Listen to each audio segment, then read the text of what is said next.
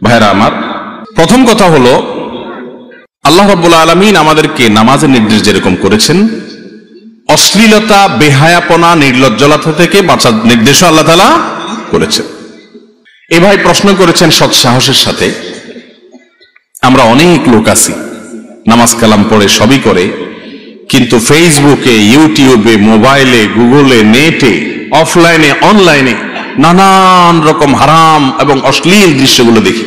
এরকমটা আমাদের মধ্যে আছে না নাই? আল্লাহ রাব্বুল আলামিন আমাদেরকে নির্দেশ করেছেন অশ্লীলতা থেকে বেঁচে থাকার জন্য। তার একটা কারণ এটাও, অশ্লীল এবং হারাম জিনিস দেখলে ইবাদতের স্বাদ থাকে না।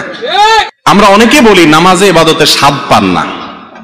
অনেক ভাইদের অভিযোগ এটা, যে ইবাদত করি, নামাজ পড়ি ঠিক আছে, কিন্তু আসলে মজাটা হয় না। মজা হয় না দেখেই কিন্তু তাড়াতাড়ি নামাজ পড়ে চলে যাই। যদি মজা হইতো তাহলে রুকুতে গেলে আর উঠতে মনে চাইতো না, কিরাত পড়তে পড়তে আর রুকুতে যেতে ইচ্ছা করতো না, সিজদা গেলে আর মাথাটা তুলতে ইচ্ছা করতো না। কিন্তু আমাদের অবস্থা হলো খুব দ্রুততার সাথে নামাজ শেষ করে বেরোতে পারলে আমরা যেন জান বাঁচে। এর একটা বড় কারণ হলো আজ চোখের জেনা ব্যাপক হয়ে গেছে। চোখের জেনা, চতুর্দিকে তাকালে শুধু চোখের জেনা আর চোখের জেনা। মোবাইলে, বাহিরে, রাস্তা ঘাটে, সর্বত্র ইবাদতের স্বাদকে নষ্ট করে দেয়। বিভিন্ন হাদিস থেকে বোঝা যায়, কেউ যদি নিজের দৃষ্টিকে হারাম জায়গা থেকে বাঁচিয়ে রাখে, আল্লাহ রাব্বুল আলামিন তার মধ্যে ঈমানি মধুরতা, ঈমানি স্বাদ দান করেন, যেটা সে অন্তরে ফিল করে, অনুভব করে। আমি প্রায় সময় বলি, আপনি কোনো হারাম জিনিস দেখার সুযোগ পেয়েছেন, ফেসবুকে স্ক্রল করতে করতে এমন কিছু আসছে জিনিসটা খুবই নোংরা, খুবই নিকৃষ্ট, হারাম। আপনি সেই জিনিসটা সুযোগ আছে দেখার, কেউ নাই, কিন্তু আপনার রব দেখছেন, আল্লাহ দেখছেন, এই কথা মনে হওয়ার সঙ্গে সঙ্গে স্ক্রল করে সেটা উপরের দিকে তুলে দিয়েছেন, অথবা ক্রস দিয়ে সেটাকে আপনি হাইড করে ফেলেছেন, সরিয়ে দিয়েছেন। সাথে সাথে দেখবেন আপনার মধ্যে একটা ভালো লাগা কাজ করছে। সে ভালো লাগাটা হলো ঈমানি ভালো লাগা, ঈমানি মধুরতা। সাথে সাথে আপনার মনে হবে, আমার মালিকের ভয়ে আমি একটা ত্যাগ করতে পেরেছি, স্যাক্রিফাইস করতে পেরেছি। ঈমান শক্তিশালী হবে, ঈমানটা পুষ্ট হবে, ঈমানটা শক্ত হবে, ইবাদতের স্বাদ এভাবে আস্তে আস্তে জাগ্রত হবে। রাস্তায় যাচ্ছেন, একজন বেপর্দা নারী আপনার চোখের এরিয়াতে পড়েছে, আপনি চাইলেই তাকাতে পারেন, আল্লাহ দেখছেন, সে ভয়ে তাকালেন না।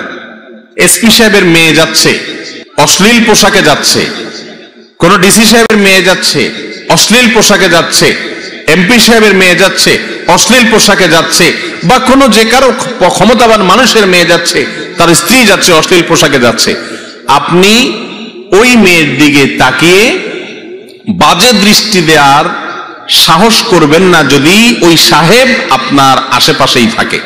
ঠিক না বেঠিক? ভয় হবে, যদি এসে একটা চড় থাপ্পড় দিয়ে দেয় বেয়াদব, ভয়েও আপনি কিন্তু ভদ্র হয়ে যাবেন। ঠিক না বেঠিক? তো আপনি যখন অন্য মেয়ের দিকে তাকাচ্ছেন, এসপি সাহেব, ডিসি সাহেব, এমপি সাহেবের দেখতে ভুল হতে পারে, কিন্তু আমার মালিকের দেখায় কোনো ভুল হতে, মালিক দেখছেন কি দেখেন না? ও ভাইরা আমার, এই একটা গুনাহ, এই একটা পাপ আজ এমন হয়ে গেছে, এটা থেকে আমরা কেউ বাঁচতে পারছি না, কেউ না। নামাজি, বেনামাজি, হুজুর আর গায়রে হুজুর, কোনো মানুষ বাঁচতে পারে না, এমন একটা অবস্থা। শয়তান আমাদের ঈমান হরণ করার জন্য, ঈমানের স্বাদ, ইবাদতের স্বাদ ধ্বংস করে দেওয়ার জন্য চোখের জেনাকে এমন ব্যাপক করে দিয়েছে যে চোখের জেনা সকাল থেকে রাত পর্যন্ত কয়েকশো বার পর্যন্ত হতে থাকে। ঠিক না বেঠিক? ভাইরা আমার, বিশেষ করে যুবক ভাইদেরকে বলবো, আপনাদেরকে ধ্বংসের জন্য শয়তানের সবচেয়ে বড় অস্ত্র এটা, এর চেয়ে বড় কোনো অস্ত্র আর নাই। যুবকদেরকে শিকার করবার জন্য শয়তানের সবচেয়ে বড় আধার নারী। নবী করিম সাল্লাল্লাহু আলাইহি সাল্লাম বলেছেন, আমি চলে যাচ্ছি, তোমাদের মাঝে এমন একটা ফিতনা রেখে যাচ্ছি, এমন একটা তোমাদের জন্য বিভ্রান্তিকর, ধোঁয়াশাপূর্ণ বিষয়, এমন একটি বিষয় তোমাদের মাঝে রেখে যাচ্ছি, যে জিনিসটাতে পেছনে পড়ে বা ভুলভাবে সেটার ব্যবহার করতে গিয়ে বহু মানুষ ধ্বংস হয়ে যাবে। কত ভালো ছেলে, ভদ্র ছেলে, মা বাবার অবাধ্য হয়ে, মা বাবার চোখের পানিতে বুক ভাসিয়ে বিপথে চলে গেছে, এই চোখের জেনা করতে করতে কোনো মেয়ের পিছে পড়ার কারণে। ঠিক না বেঠিক? কত এমনকি নামাজি কালামি মানুষ আমাদের কাছে অনেক মায়েরা অনেক বোনেরা এসে চোখের পানি ফেলে অভিযোগ করে, হুজুর ছেলেটাকে খুব নামাজি দেখে বিয়ে করছি, দাড়িও আছে, সবই আছে, কিন্তু এই অশ্লীলতার জোয়ারে সে গা ভাসায়, নির্জনে হারাম জিনিস দেখে, যার কারণে সংসারে শান্তি নেই। আজ সংসারগুলো সব ভেঙে খান খান হয়ে যাচ্ছে, ঠিক না বেঠিক? প্রতিদিন অনেক বছর আগের পত্রিকার রিপোর্ট, অনেক দিন আগের পত্রিকার রিপোর্ট, 39টি করে ঢাকা শহরে শুধু বিবাহ ভাঙে। এখন সেটা কোথায় গিয়ে দাঁড়াইছে আল্লাহ জানে, ঠিক না বেঠিক? কেন? এর অন্যতম প্রধান কারণ হলো এই চোখের গুনাহ। সেকুলার সমাজ ব্যবস্থা আপনাকে বলবে সব ওপেন থাকবে, তবে নিজেকে নিয়ন্ত্রণ করো, ঠিক না বেঠিক? সাইনবোর্ডে বিজ্ঞাপন হবে সাবানের জন্য জায়গা থাকবে 4-5 ইঞ্চি, আর 5 হাত 10 হাত পর্যন্ত বিশাল বড় করে মহিলাকে উপস্থাপন করা হবে। কেন? যাতে করে মানুষ ওই হারাম জিনিস দেখে এবং এর মাধ্যমে সাবানটা দেখে। সাবানকে দেখানো উদ্দেশ্য ঠিক আছে, কিন্তু ব্যবহার করা হচ্ছে নারীকে মর্যাদা দেয়া হলো না অপমান করা হলো? ভাইরা আমার, সর্বত্র এভাবে নারীকে পণ্যায়ন করছে। এমন ভাবে সিনেমাতে নাটকে উপস্থাপন করা হবে যেটা দেখে কোন পুরুষ নিজেকে ঠিক রাখা কঠিন হবে। এরপর আবার বলা হবে যে সবকিছুই উন্মুক্ত থাকবে, স্বাধীনতার নাম দিয়ে সবাই অপকর্ম করবে, সমাজ অস্থিতিশীল হওয়ার মতো সবকিছু খোলা থাকবে, কিন্তু খবরদার কেউ কাউকে বলপূর্বক কারোর গায়ে হাত দিতে পারবে না। ঠিক আছে, বলপূর্বক হাত দিতে পারবে না, কিন্তু আপনি যদি উস্কে দেন, আপনি যদি বিপদগামী হওয়ার জন্য তাকে সহজ করে দেন, ঠেলে দেন সেদিকে, এরপরে বলেন যে সেখানে যাওয়া যাবে না বা সেটা করা যাবে না, তাহলে এটা দ্বিমুখিতা, দ্বিচারিতা। এটা কোনোদিন সম্ভব নয়। পশ্চিমা দেশগুলোতে চলে যান, ইউরোপ আমেরিকাতে চলে যান, আমেরিকার মতো দেশে যে পরিমাণ নারী নিগ্রহের শিকার হয়, বাংলাদেশে এত নারী নিগ্রহের শিকার হয় না। তারা তো অনেক ভদ্র আমাদের চাইতে, অনেক সভ্য, তারা তো অনেক শিক্ষিত, অনেক উন্নত, তারপরেও পারছে না। এর কারণ কি? এর অন্যতম কারণ হলো ওই যে আল্লাহর বাতানা পদ্ধতিতে হাঁটে নাই, নিজেদের মন গড়া পদ্ধতিতে হেঁটেছে। কয়েক সেকেন্ডের জন্য যদি লোডশেডিং হয় তাহলে আর রক্ষা নাই মেয়েদের। ভাইয়ের আমার, ইসলাম বলে ওয়ালা তাকরাবুজ জিনা, লা তাকরাবুজ জিনা, জিনার কাছেও যেও না, আগে থেকে বাদ দেয় ইসলাম। আর সেকুলার সমাজ ব্যবস্থা বলে সব খুলে দাও, এরপরে নিয়ন্ত্রণ করতে বলো। এটা কোনোদিনই সম্ভব হবে না। আল্লাহ তাআলা আমাদেরকে আমাদের চোখের গুনাহ থেকে বেঁচে থাকার তৌফিক দান করুন। এই যুগে এটা মহামারীর মতো হয়ে গেছে, ডায়রিয়ার মতো হয়ে গেছে। ডায়রিয়ার রোগী যখন সিরিয়াস পর্যায়ে চলে যায়, আইসিডিডিআরবিতে ভর্তি করা লাগে মহাখালী কলেরা হাসপাতালে, তখন দেখা যায় যে এমন ডাইরেক্ট হয়ে যায়, থামানোর মতো কন্ট্রোলিং পাওয়ার আর তার থাকে না।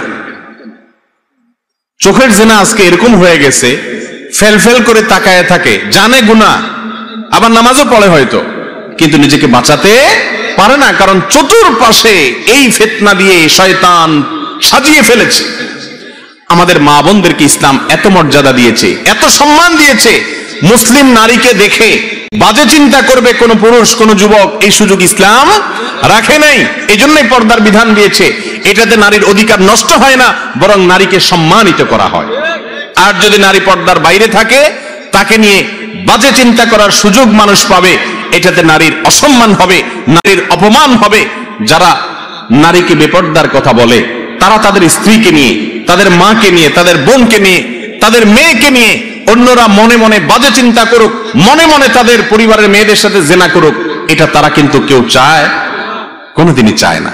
কিন্তু যে কাজ করে তাতে সেই পথে যাওয়া ছাড়া আর পুরুষদের উপায় থাকে না। অনেকে আবার এখানে সবক দেয় আমাদেরকে, বলে যে আপনাদের ঈমান কেমন ঈমান যে আপনারা দেখে নিজেকে ঠিক রাখতে পারেন না।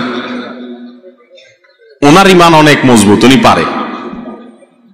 ভাইরা আমার, আল্লাহ রাব্বুল আলামিন এমন ভাবে সৃষ্টি করেছেন এই বিষয়টাকে, যদি কেউ বলে বেপর্দা নারী আমি অহরহ দেখি কিন্তু আমার মনে কখনো বাজে চিন্তা আসে না, এই লোক হয় কাপুরুষ আর না হয় মিথ্যুক। হয় তার ডাক্তার দেখানো দরকার আর না হুজুরের কাছে নেওয়া দরকার, মিথ্যাবাদী, দুইটার একটা। কোনো সন্দেহ আছে? আল্লাহ তাআলা আমাদেরকে পর্দার বিধান মেনে চলার তৌফিক দান করুক। ভাইরা, ফেসবুকে চোখের জেনা করব না, নিয়ত করা যাবে তো ইনশাআল্লাহ? ইউটিউবে চোখের জেনা করব না, হেফাজত করব, নিয়ত করব তো ইনশাআল্লাহ? তারা সব বেপর্দা চলবে, সেজন্য কি আমাদের ঈমান আমরা নষ্ট করতে পারি? আমার আখিরাতে আমাকে যেতে হবে ভাই। কিয়ামতের দিন যদি বলেন আল্লাহ সব বেপর্দা হয়ে গেছে, বিজ্ঞাপনের বিলবোর্ডে, রাস্তাঘাটে, স্কুল কলেজে, সব জায়গায় নারীকে উন্মুক্তভাবে উপস্থাপন করা হয়েছে, সেজন্য আমি ঠিক থাকতে পারি নাই, এটা বললে সেদিন রক্ষা হবে না। জান্নাত তো আল্লাহ সেজন্যই দিবেন যে পরিবেশটা সব খারাপ হবে, এরপর আপনি আপনাকে বাঁচানোর চেষ্টা করবেন। আখেরি জামানার উম্মতের, মুসলমানের মূল্য অনেক বেশি, কারণ পরিবেশ হবে প্রতিকূল, তারা সংগ্রাম করে বিপরীত এবং প্রতিকূল পরিবেশের উল্টা চলার চেষ্টা করবে। চেষ্টা করবো তো ইনশাআল্লাহ? আল্লাহ তাআলা আমাদেরকে তৌফিক দান করুন। যুবক ভাই আমার, আপনার জানাশোনা বন্ধু বান্ধবদের 100-র মধ্যে 99 জন তথাকথিত গার্লফ্রেন্ড রাখে, হারাম রিলেশন রাখে, সম্পর্ক রাখে। ভাইরে, এই হারাম জিনিসটাকে আজ আমাদের সমাজে এত সহনীয় করা হচ্ছে। নাটকে, সিনেমাতে, এক সময় নাটকে, সিনেমাতে স্বামী স্ত্রীর হয়তো দেখানো হতো, এখন বিভিন্ন রিপোর্ট বলছে, বিভিন্ন আপনার আর্টিকেল বলছে যে এখন নাটক সিনেমায় নাকি আপনার স্বামী স্ত্রীর চাইতে এই বিএফ, জিএফ বা গার্লফ্রেন্ড বয়ফ্রেন্ড এই কালচারটাকে বেশি দেখানো হয়, এমন ভাবে দেখানো হয় যে এটা কোনো দোষের কিছু না। একটা সমাজ ধ্বংস হয়ে আল্লাহর গজবে তলানিতে চলে যাওয়ার জন্য আর কিচ্ছুর দরকার নাই, এই একটা জিনিস যথেষ্ট। সবাই বেঁচে থাকার চেষ্টা করবো তো ইনশাআল্লাহ? আমাদের মা বোনরা পর্দার মধ্যে থাকবে, কে কে রাজি আছেন হাত তোলেন। আমাদের সকল মা বোন, আমাদের পরিবারের সমস্ত মেয়েদেরকে আমরা পর্দা বুঝাবো। আল্লাহ তাআলা আমাদের সবার নিয়তকে কবুল করুন, আমিন। আরেকটা নিয়ত আছে, থামেন। মা বোনদের পর্দা করার জন্য আলহামদুলিল্লাহ সবাই রাজি আছে। চোখের জেনা থেকে বাঁচবেন, হারাম জায়গায় চোখ দিবেন না, যদি নজরে পড়ে যায় মাপ চেয়ে আবার ফেরত আসবেন, এ নিয়ত করবেন তো ইনশাআল্লাহ? আল্লাহ আমাদের সবাইকে দান করুন তৌফিক। এরপরের প্রশ্ন হলো, কোরআন হাদিসের আলোকে কিয়ামের বিধান কি? কিয়ামের বিধান কি? কিয়াম মানে দাঁড়ানো, কিয়াম করা ফরজ। কিয়াম করা কি ভাই? ফরজ। কিয়াম না করলে ফরজ তরক হয়ে যাবে। আল্লাহ তাআলা বলেছেন, ওয়াকুমু লিল্লাহি কানিতিন, তোমরা আল্লাহর আনুগত্য করতে গিয়ে, আল্লাহর হুকুম মানতে গিয়ে দাঁড়িয়ে যাও, কিয়াম করো। কে নির্দেশ করেছে? আল্লাহ। তাহলে কিয়াম করা কি? ফরজ। তো বসে আছেন কেন? কিয়াম করা ফরজ হলে আমরা সব বসে আছি কেন? ও, নামাজের সময়, মাশাআল্লাহ, এটা আপনারা ধরে ফেলছেন। নামাজের সময় কিয়াম করা কি রে ভাই? ফরজ। কেউ যদি শক্তি সামর্থ্য থাকা সত্ত্বেও তাগড়া মানুষটা বসে বসে আরাম করতে করতে নামাজ পড়ে, তার নামাজ হবে? আজকাল তো দেখা যায় যে একটু ভাবসাবালা মানুষ হলে, একটু আল্লাহ তাআলা তাকে হয়তো কোনো দিক থেকে একটু বড় করেছেন, সবাই না, আবার অনেক লোক আছেন অসুস্থ হয়ে চেয়ারে বসেন। কিছু কিছু লোকের কথা বলতেছে যে সব কাজ করে, লাফালাফি, কুদাকুদি, নাচানাচি সবই পারে মাশাআল্লাহ, কিন্তু ভদ্রলোক মসজিদে আসলে চেয়ার টেনে বসে। চেয়ারে কিন্তু বসে নামাজ পড়া জায়েজ আছে যে ব্যক্তির জন্য এছাড়া বিকল্প নাই, সে বাধ্য, মাজার রোগ, কোমরের রোগ, অসুখ বিসুখ হয়েছে, ঠিক আছে।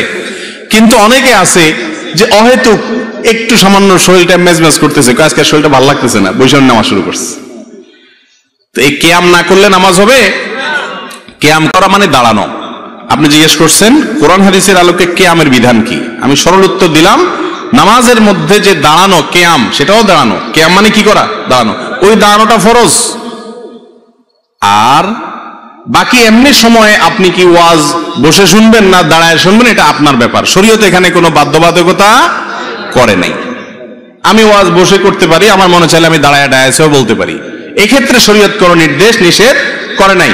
তাহলে কিয়াম কখনো করা ফরজ, আবার কখনো করা মুবাহ মানে জায়েজ, চাইলে আমি দাঁড়াইতে পারি, চাইলে বসতেও পারি। বুঝতে পারছেন? আল্লাহর নবীর নামে দুরূদ প্রেরণ করা, সাল্লাল্লাহু আলাইহি ওয়াসাল্লাম, তার প্রতি দুরূদ প্রেরণ করা, এটা অনেক বড় ইবাদত ভাই, অনেক বড় সওয়াবের কাজ। আপনি যদি চান আল্লাহ আপনার সব দোয়া কবুল করুক, তো আপনি দুরূদ শরীফ পড়বেন। আপনি যদি বিপদে পড়ে যান, সবচেয়ে বেশি দুরূদ শরীফ পড়বেন, দেখবেন সাথে সাথে আল্লাহ তাআলা বিপদ দূর করেছেন। দুটি আমল দুরুদ আর ইস্তেগফার আমার জীবনে অনেকবার দেখেছি আমি চরম বিপদের মুখোমুখি। এই দুটা আমল প্রতি মুহূর্তে করতে থেকেছি। আল্লাহ তাআলা অলৌকিকভাবে অবিশ্বাস্যভাবে সাহায্য করেছেন। নবী করিম সাল্লাল্লাহু আলাইহি ওয়াসাল্লামের হাদিস থেকে স্পষ্ট বোঝা যায় দুরুদ এবং ইস্তেগফার এই দুইটা আমল কোন বিপদগ্রস্ত মানুষ যদি করতে থাকে আল্লাহ রাব্বুল আলামিন তার জন্য এমন পথ বের করে দেন সে কল্পনা করতে পারে না বিপদ দূর করার। তো এই যে দুরুদ এত ফজিলতপূর্ণ আমল, এই দুরুদটা বসে পড়বে না দাঁড়ায় পড়বে? কথা বলেন। দুরুদ বসে পড়তে হবে না দাঁড়ায় পড়তে হবে? কোথায় আছে দুরুদ বসে পড়তে হবে? এই যে আন্দাজে ফতোয়া দিলে তো হবে না ভাই। কোরআন হাদিসে কোথাও বলা হয় না যে তোমরা দুরুদ পড়ার সময় অবশ্যই বসিয়া বসিয়া পড়িবে, দাঁড়িয়ে পড়িতে পারিবে না, কোথাও নাই। আপনি অযথা কথা কেন বলতেছেন? দুরুদ বসে পড়বে না দাঁড়ায় পড়বে কোরআন হাদিসে ব্যাপারে কিচ্ছু বলা হয় না। অতএব এই বসা লোকেরাও দুরুদ পড়তে পারবে, দাঁড়ানো লোকেরাও দুরুদ। কথা কি বুঝতে পারছেন? দুরুদ বসেও পড়ানো যায়, দাঁড়ায়ও পড়া যায়, শুয়েও পড়তে পারে কেউ, কোনো অসুবিধা নাই। কিন্তু কেউ যদি মনে করে দুরুদ পড়তে পড়তে পড়তে পড়তে পড়তে পড়তে একটা পর্যায়ে সবাই দাঁড়ায় যাইতে হবে, তাহলে সমস্যা আছে। কারণ আপনি দুরুদ পড়তে পড়তে যে হঠাৎ দাঁড়ায় গেলেন, ভাই আমার, আপনাকে কি আল্লাহ রাসূল সাল্লাল্লাহু আলাইহি সাল্লাম দুরুদ পড়ার ব্যাপারে বলেছেন? এই কথা কোরআন হাদিসে কোথাও আছে যে তোমরা যখন দুরুদ পড়বা আমার প্রতি পড়তে পড়তে পড়তে পড়তে একটা পর্যায়ে আমার সম্মানে তোমরা দাঁড়ায় যাইতে হবে, এরকম কথা যদি আমার নবীজি বলে থাকেন অবশ্যই দাঁড়াইতে হবে। কোরআনে যদি বলে থাকে অবশ্যই করতে হবে। আর যদি কোরআন হাদিস না বলে তা আপনি বসা আলাদেরকে বলবেন ভাই দুরুদ পড়তেছেন দাঁড়ায় যান, অথবা দাঁড়ানোদেরকে আমি যদি বলি ভাই আপনারা দাঁড়ায় দাঁড়ায় দুরুদ পড়তেছেন কেন, বসে যান, এই দুইটার কোনোটাই করার অধিকার আমার আছে নাই। আমাদের যেসব ভাইয়েরা দুরুদ পড়তে পড়তে হঠাৎ দাঁড়ায় যায় ওনারা কিন্তু নবীজির সম্মানার্থে দাঁড়ায়, ঠিক না বেঠিক? নবী করিম সাল্লাল্লাহু আলাইহি ওয়াসাল্লামের প্রতি সম্মান ভালোবাসার জন্য দাঁড়ায় না? কিন্তু ভাইরে, নবীর প্রতি ভালোবাসা প্রকাশের পদ্ধতিটাও হইতে হবে নবীর বাতানো। নিজের মন গড়া পদ্ধতি যদি বাহির করে ইবাদতের, তাহলে সেটা নবীজি সতর্ক করেছেন বিদআত করতে। ভাইরা আমার, যারা কিয়াম করেন, মিলাদ পড়তে পড়তে দাঁড়ায়া কিয়াম করেন, তাদের প্রতি আমাদের অনুরোধ, রাগ করার কিছু নাই ভাই। আমি আপনার মুসলমান ভাই, আমি চাই আপনি আমার সাথে জান্নাতে যান, আমি আপনার সাথে জান্নাতে যেতে পারি, আমি আপনার ভালোর জন্য বলছি। আপনি যে সমস্ত আলিমরা আপনাকে বলেন কিয়াম করার জন্য, ওনাদেরকে অনুরোধ করেন যে হুজুর কোরআন হাদিসে কোথাও আল্লাহ নবী সাল্লাল্লাহু আলাইহি সাল্লাম কি দুরূদ পড়তে পড়তে দাঁড়ায় যেতে বলেছেন কিনা, যদি বলে থাকেন সেটা কোথায় আছে আপনি দেখান, আমিও একই আমল করবো ইনশাআল্লাহ। আর যদি না থাকে তাহলে সেক্ষেত্রে নিজের মন গড়া যদি আমি ইবাদতের পদ্ধতি বানায় নিই তাহলে বেদাত হবে, আর বেদাতের ঠিকানা হবে জাহান্নাম। ভাই আচ্ছা, আমরা নামাজের মধ্যে দুরূদ কি আপনাদের এলাকায় বসে পড়েন না দাঁড়ায় পড়েন? নামাজের মধ্যে শেষ বৈঠকে দুরূদ পড়েন না আপনারা? এই দুরূদটা কি বসে পড়েন না দাঁড়ায় পড়েন? এই দুরূদের চেয়ে শ্রেষ্ঠ কোনো দুরূদ নাই। সাহাবীরা দুরূদ শিখতে চাইছেন, নবী করিম সাল্লাল্লাহু আলাইহি ওয়াসাল্লাম দুরূদ ইব্রাহিম শিখাইছেন। দুরূদ পড়তে পড়তে যদি দাঁড়ায় যাওয়া লাগতো তাহলে সাহাবীরা, রাসূল আকরাম সাল্লাল্লাহু আলাইহি ওয়াসাল্লাম, এমনকি আমরাও নামাজের মধ্যে দুরূদ পড়তে পড়তে দাঁড়ায় যেতাম, ঠিক না ভাই? ঠিক। নামাজের চাইতে গুরুত্বপূর্ণ কোন অবস্থা মানুষের হতে পারে? সেই জায়গায় দুরূদ পড়তে পড়তে যদি দাঁড়ানো না লাগে তা নামাজের বাইরে কেন দাঁড়ানো লাগবে? ভাই কথা কি বুঝছেন না বুঝেন নাই? দুরূদ যদি বসে পড়লে বেয়াদবি হইতো তো আল্লাহ তাআলা বসে নামাজে দুরূদ দিতেন না, বলতেন দাঁড়ায়া সূরা ফাতিহার সময় দুরূদ পড়ার কথা, ঠিক না ভাই? ঠিক। অথবা বসে আছেন আত্তাহিয়াতু পড়ছেন, দুরূদের সময় দাঁড়ায় যান, আল্লাহ তাআলা কি এরকম নির্দেশ দিয়েছেন? তাহলে আপনি নামাজের বাইরে কেন এটাকে জরুরি মনে করতেছেন? আমার কথা কি বুঝতে পারছেন? আল্লাহ তাআলা আমাদেরকে বোঝার তৌফিক দান করুন। তবে ভাই, এগুলো নিয়ে কামড়া কামড়ি করা যাবে না, ঝগড়াঝাটি করা যাবে না। ভাইরা আমার, অনেক লোকজন আছে আমাদের সমাজে যারা এগুলো নিয়ে মারামারি করে। যদি কেউ কিয়াম করে, আমার কোনো ভাই করুক, তার সাথে ঝগড়াঝাটি বা গন্ডগোলে যাবেন না। এই গন্ডগোল করার কোনো অনুমতি ইসলাম আমাদেরকে দেয় নাই।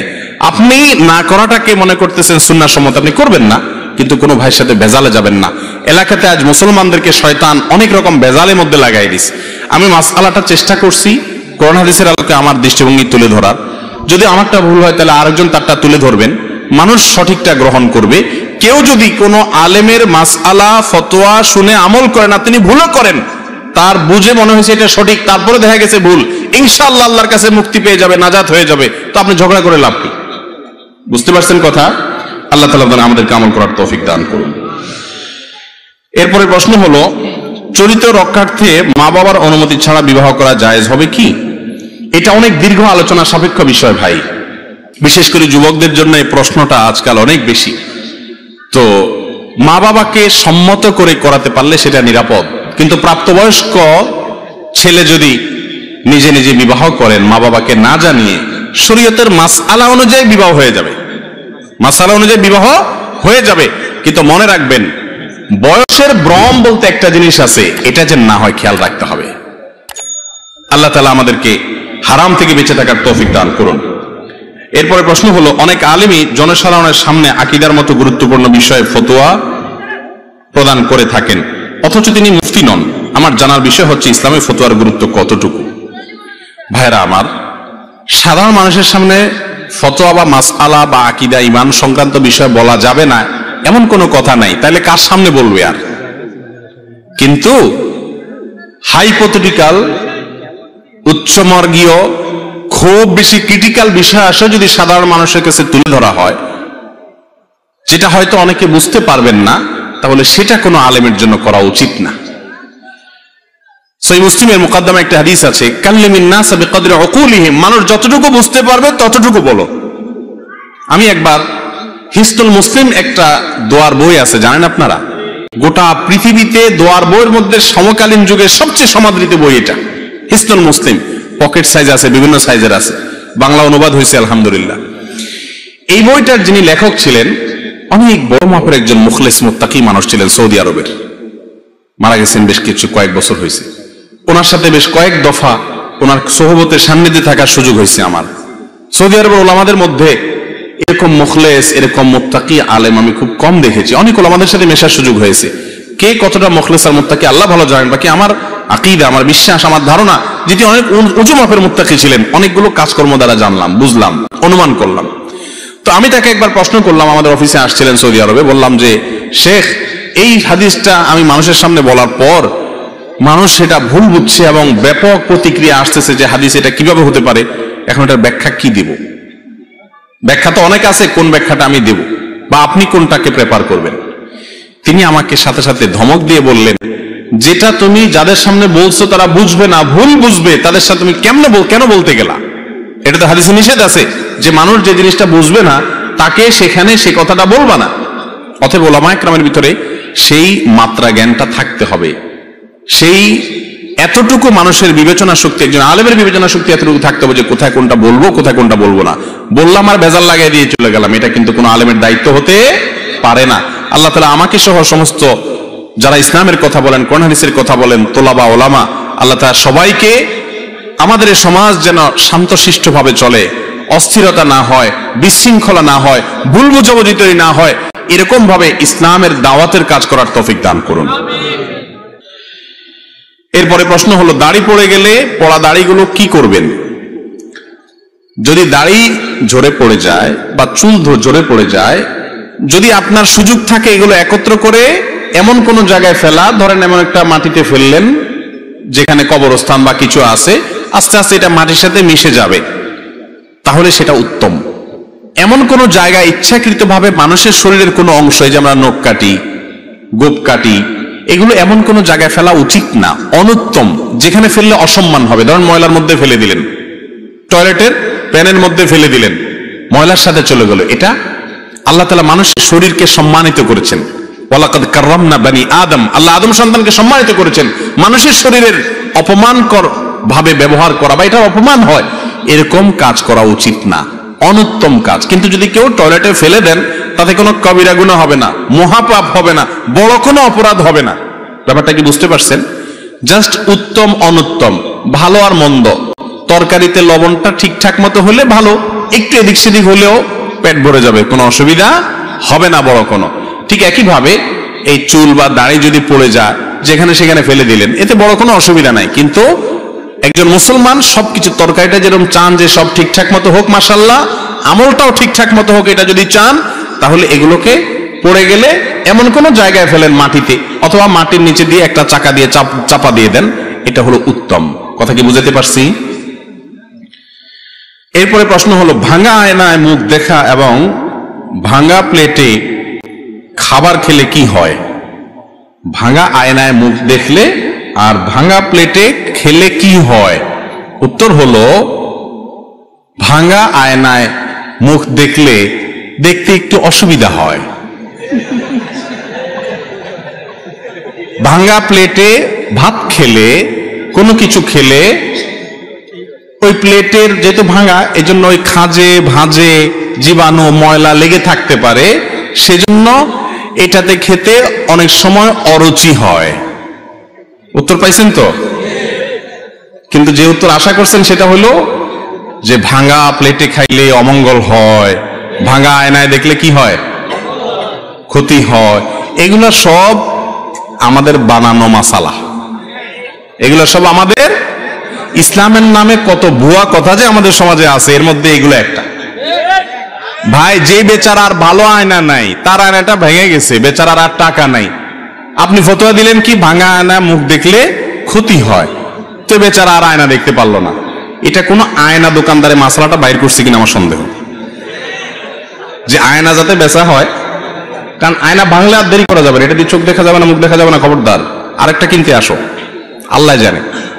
কয়দিন আগে একজনে জিজ্ঞেস করলো একটা মাসালা, কি অদ্ভুত অদ্ভুত জিজ্ঞাসা মানুষের, বলে যে কাফনের কাপড় নাকি মূল্যে কিনা যায় না। আমি বললাম তাহলে সব বাদ দিয়ে কাফনের কাপড়ের দোকান দিলেই তো লাভ। এমন দাম চাওয়া হবে যেটা মূলাইতে পারবে না, চান্দু যাবা কই, 10 টাকা জানি 200 টাকা বললেও নিতে হবে, মূলানো যাবে না। তো এরকম কোনো কথা আসলে নাই। ভাঙা আয়না, এটাতে মুখ দেখলে কোনো অসুবিধা হবে না। আপনার দেখতে অসুবিধা হবে আসলে এতটুকু, এর বেশি কিছু না। আপনি মনে চাইলে দেখেন, মনে চাইলে নতুন একটা কেনেন, সম্পূর্ণ আপনার ব্যাপার, এগুলোতে কোনো ক্ষতি নেই। ক্ষতি হবে যেগুলোতে, সেগুলো সারাদিন করতেছি, হারাম কাজ করতেছি, গুনার কাজ করতেছি, সেগুলোর খবর নাই। এই আজারে এবং ফালতু জিনিস আমরা খুঁজে বের করে আনি। আল্লাহ তাআলা আমাদেরকে ইসলাম সম্পর্কে সকল কুসংস্কার থেকে মুক্ত হওয়ার তৌফিক দান করুন, আমিন। এরপরে প্রশ্ন হলো, কথিত আছে বাম চোখ লাফালে বিপদ আসে, ইসলামের কোনো ভিত্তি আছে কি? বাম চোখ লাফালে কি আসে? বিপদ আসে। এর কোনো ভিত্তি আছে কিনা? ভাইরে, আপনাদের বাম চোখ লাফায় মাঝে মধ্যে? আমার তো প্রায় লাফায়। কই, আমি তো দেখি না যে বাম চোখ লাফানোর পর কোনো বিপদ আসছে। যদি কখনো কারোর বাম চোখ লাফানোর পরে বিপদ আসে, যদি কোনো বিপদ আসে, তো বুঝতে হবে এটা চোখ না লাফাইলেও আসতো, ডান চোখ লাফাইলেও আসতো, শরীর গোটা লাফাইলেও আসতো। বুঝতে পারছেন কথা? মুসলমান কখনো এই সমস্ত আলতু ফালতু কথা বিশ্বাস করতে পারে না, যেটার কোনো ভিত্তি নাই, না বৈজ্ঞানিক কোনো ভিত্তি আছে, গবেষণা দ্বারা প্রমাণিত, না কোরআন হাদিস দ্বারা প্রমাণিত। এরকম ফালতু কুসংস্কারে বিশ্বাসী কোনো মুসলমান হতে পারে না। বাম চোখটা একটু লাফাচ্ছে, বলে রে কোন বিপদ আসে রে? বিপদ তো তোমার ঈমান আমল যাচ্ছে, ইসলাম সম্পর্কে কুসংস্কারের জন্য বিশ্বাস নিয়ে তুমি মরতেছো, এটাই তো বড় বিপদ। অতএব চোখ যদি বামটা লাফায়, চোখরে বলবেন আরো জোরে লাফা, কিছু হবে না ইনশাআল্লাহ। কথা বুঝতে পারছেন? অনেকে আছে এই মাসআলাটা জানে এবং প্রশ্ন করে, হুজুর মাসালা জানি যে এই চোখ লাফালে কিছু হবে না, বিপদ এবং সুখ এই সবগুলো দেওয়ার একমাত্র মালিক কে? আল্লাহ। এরকম কোন আলামত আল্লাহ বলেন না আমাকে, আমি মন গড়া কেন বলবে? মাসআলা জানে ঠিকই, তারপরে যখন বাম চোখটা একটু লাফায় তখন ভয় হয় ভিতরে, আছে না নাই? অনেকে প্রশ্ন করে যে হুজুর এই ভয় হয় কেন? এই ভয় হয় এজন্য ঈমান দুর্বল। আমি বলি তখন চোখেরে বলবেন চোখ আরো দুমসে লাফাতে থাক, আমার কোনো টেনশন নেই। এরপর যদি কোনো বিপদ আসেও নিজেরে বলবেন যে অবশ্যই এই বিপদ আমার কপালে আগে থেকে লেখা ছিল তাই আসছে, চোখের লাফানোর সাথে এর কোনো সম্পর্ক নাই। চোখ তোমার 14 গোষ্ঠী সহ একসাথে নাচতে থাকে, কোনো কিছু হবে না আমার ইনশাআল্লাহ।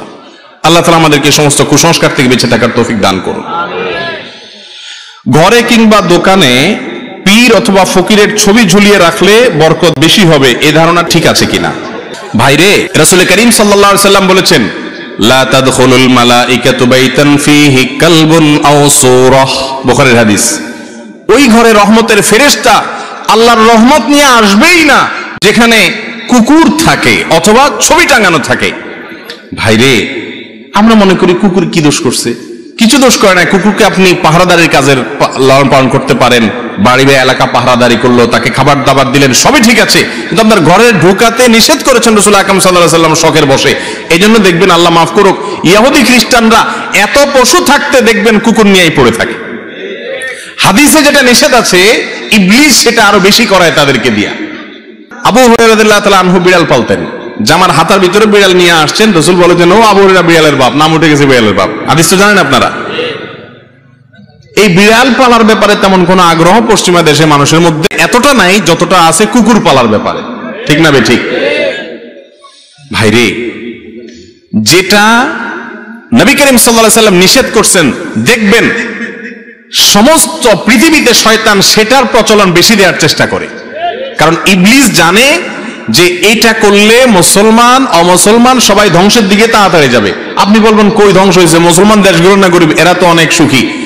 সুখ এক জিনিস, সম্পদের অধিকারী হওয়া আরেক জিনিস। অনেক গরিব মানুষ সুখী আছে অনেক ধনীর চাইতে। বিধায় এই ছবি যেখানে টাঙানো গুনাহের কথা, হারাম, সেখানে পীর সাহেবের বা ফকির সাহেবের যদি ছবি টাঙান তাহলে গাড়ের উপরে মায়ের দুইটা বেশি হওয়ার কথা।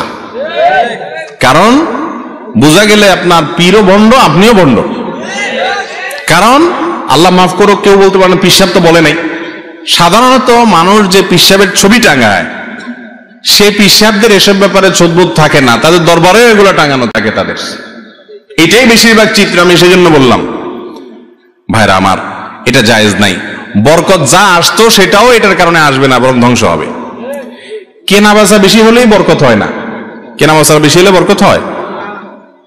কেনা বেচা অনেক বেশি হলো দোকানে, কিন্তু খরচ তার চাইতে বেশি হলো। বরকত মানে কল্যাণ। বরকত মানে কি? একজনের দোকানে আজকে 1000 টাকা বিক্রি হয়েছে, কিন্তু আল্লাহ যদি বরকত দেয় 1000 টাকার ভিতরে তার সকল কাজ সারার পর আরো টাকা থাকবে।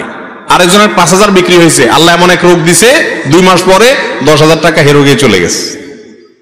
তাহলে বোঝা গেল বরকত ভিন্ন জিনিস। হারামে কি থাকে না? বরকত থাকে না। কোন পীর বা ফকিরের ছবি দোকানে ঝোলানো জায়েজ নাই, গুনাহের কথা। বিসমিল্লাহ, আল্লাহর নাম নিয়ে দোকান খুলবেন, হালাল পথে দোকানদারি করবেন, পয়সা যেটা আসুক সেটাকে মেনে নিবেন, এর মাঝেই বরকত ইনশাআল্লাহ। আল্লাহ আমাদের বোঝার তৌফিক দান করুন।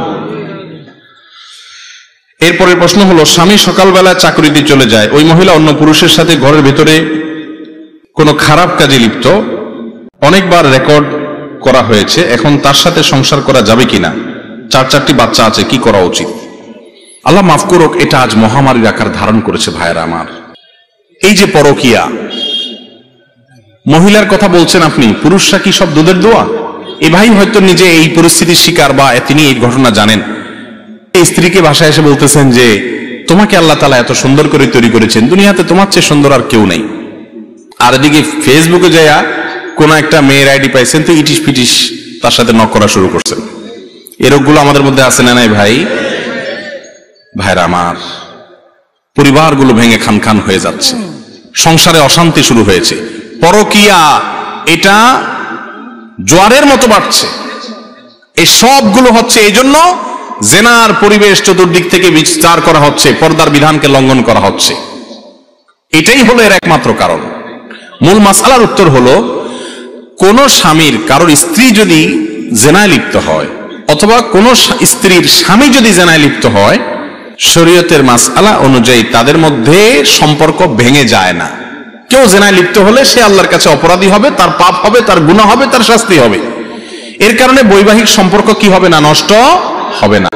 তবে স্বামী বা স্ত্রী একজন জেনায় লিপ্ত হলে অন্যজনের উচিত তাকে জেনা থেকে সরায় আনার জন্য আপ্রাণ চেষ্টা করা।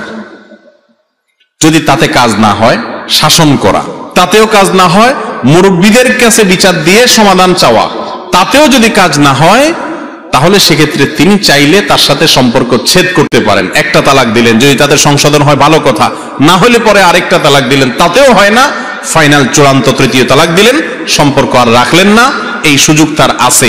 আর যদি তিনি এর সাথেই ঘর করে যায়, এ আশা করে যে আল্লাহ তাকে হয়তো কখনো সংশোধন করে দিবে, তো তাতে তাদের বৈবাহিক সম্পর্কের কোনো ক্ষতি হবে না। এরপরের প্রশ্ন, আমি 5 ওয়াক্ত নামাজ পড়ি, কিন্তু নামাজের মধ্যে দাঁড়ালে মনোযোগ বসে না, নামাজের তৃপ্তি পাই না, সকল কঠিন কঠিন বিষয় এটা মনে পড়ে, এই পরিস্থিতি থেকে পরিত্রাণের উপায় কি? একটু আগে প্রশ্নোত্তর দেওয়ার আগে আমি বলেছি, ইবাদতের স্বাদ নষ্ট হয়ে যায় চোখের জুনার কারণে। কিসের কারণে?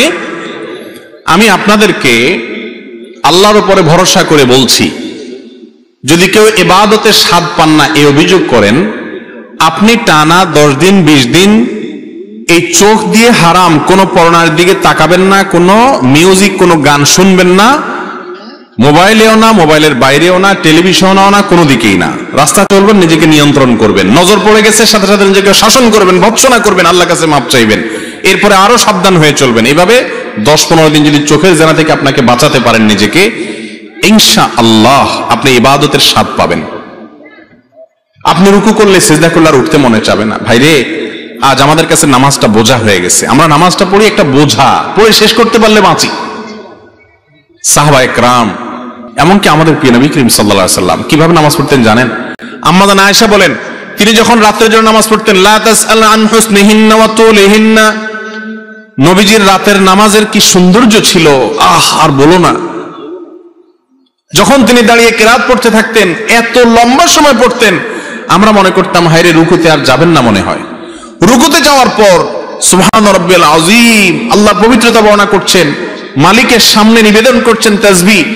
এত বেশি ভালো লাগা কাজ করতো, নবীজি রুকু থেকে আর উঠতেন না।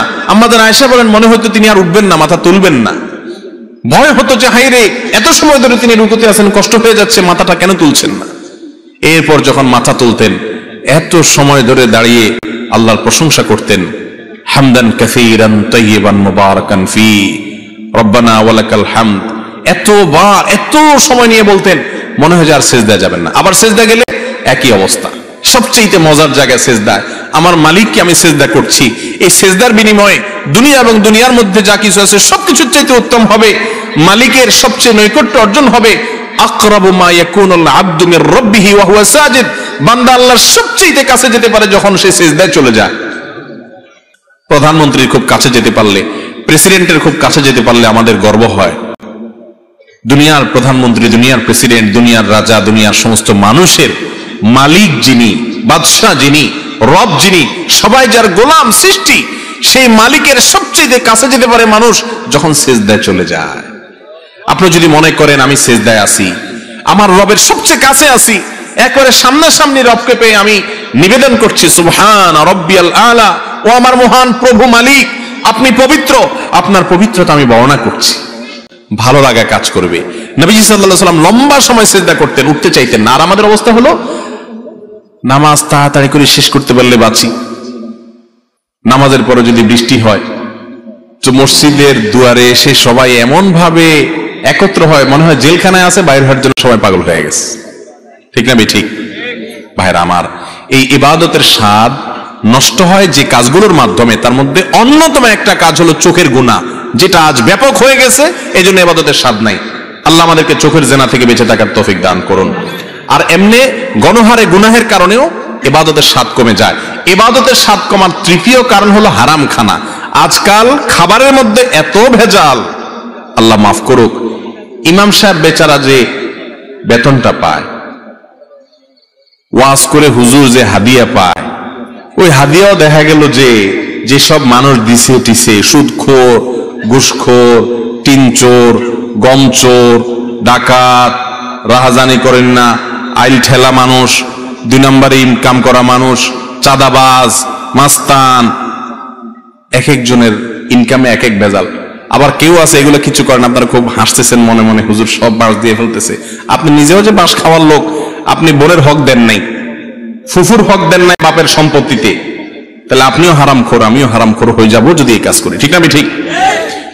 এই হারাম খাওয়ার কারণে ইবাদতের স্বাদ পাওয়া যায় না। 3টা জিনিস বললাম, চোখের জেনা থেকে বাঁচা, সকল গুনাহ থেকে বাঁচার চেষ্টাটা করতে থাকা, আর বিশেষভাবে আমি যা খাবো উপার্জন করব এটা যেন হারাম না হয়, এই দিকটা চেষ্টা করা। এই 3টা কাজ করেন, আল্লাহর কসম ইবাদতের স্বাদ এমন পাবেন, আপনাকে ইবাদত থেকে গুলি করে কেউ সরাতে পারবে না। ভাইরে, সালহাতু সঙ্গে বুদি দিল খারাস, আজমুদে এক জামানা খাকে বাস। অনেক কিছু স্বাদ পেয়েছেন জীবনে, অনেক কিছুর স্বাদ।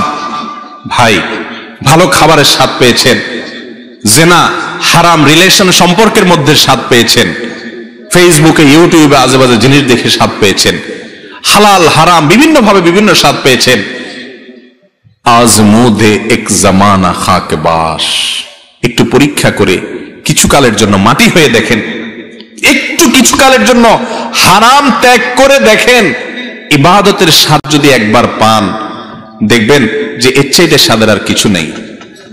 শাহ ওলিউল্লাহ মুহাদ্দিস দেহলভী রাহিমাহুল্লাহ তার ব্যাপারে একটি ঘটনা বর্ণিত আছে যে তিনি বলতেন, দিলে দারম জওয়াহির পারায় ইশকাস্তি তাহবিলশ কেদারত জের গরদোমি সে মেরে সামানে কে মন্দারম। তিনি দিল্লি শাহী মসজিদের ওখানে দাঁড়িয়ে বলতেন, আল্লাহ এমন এক দিল দিয়েছেন আমাকে,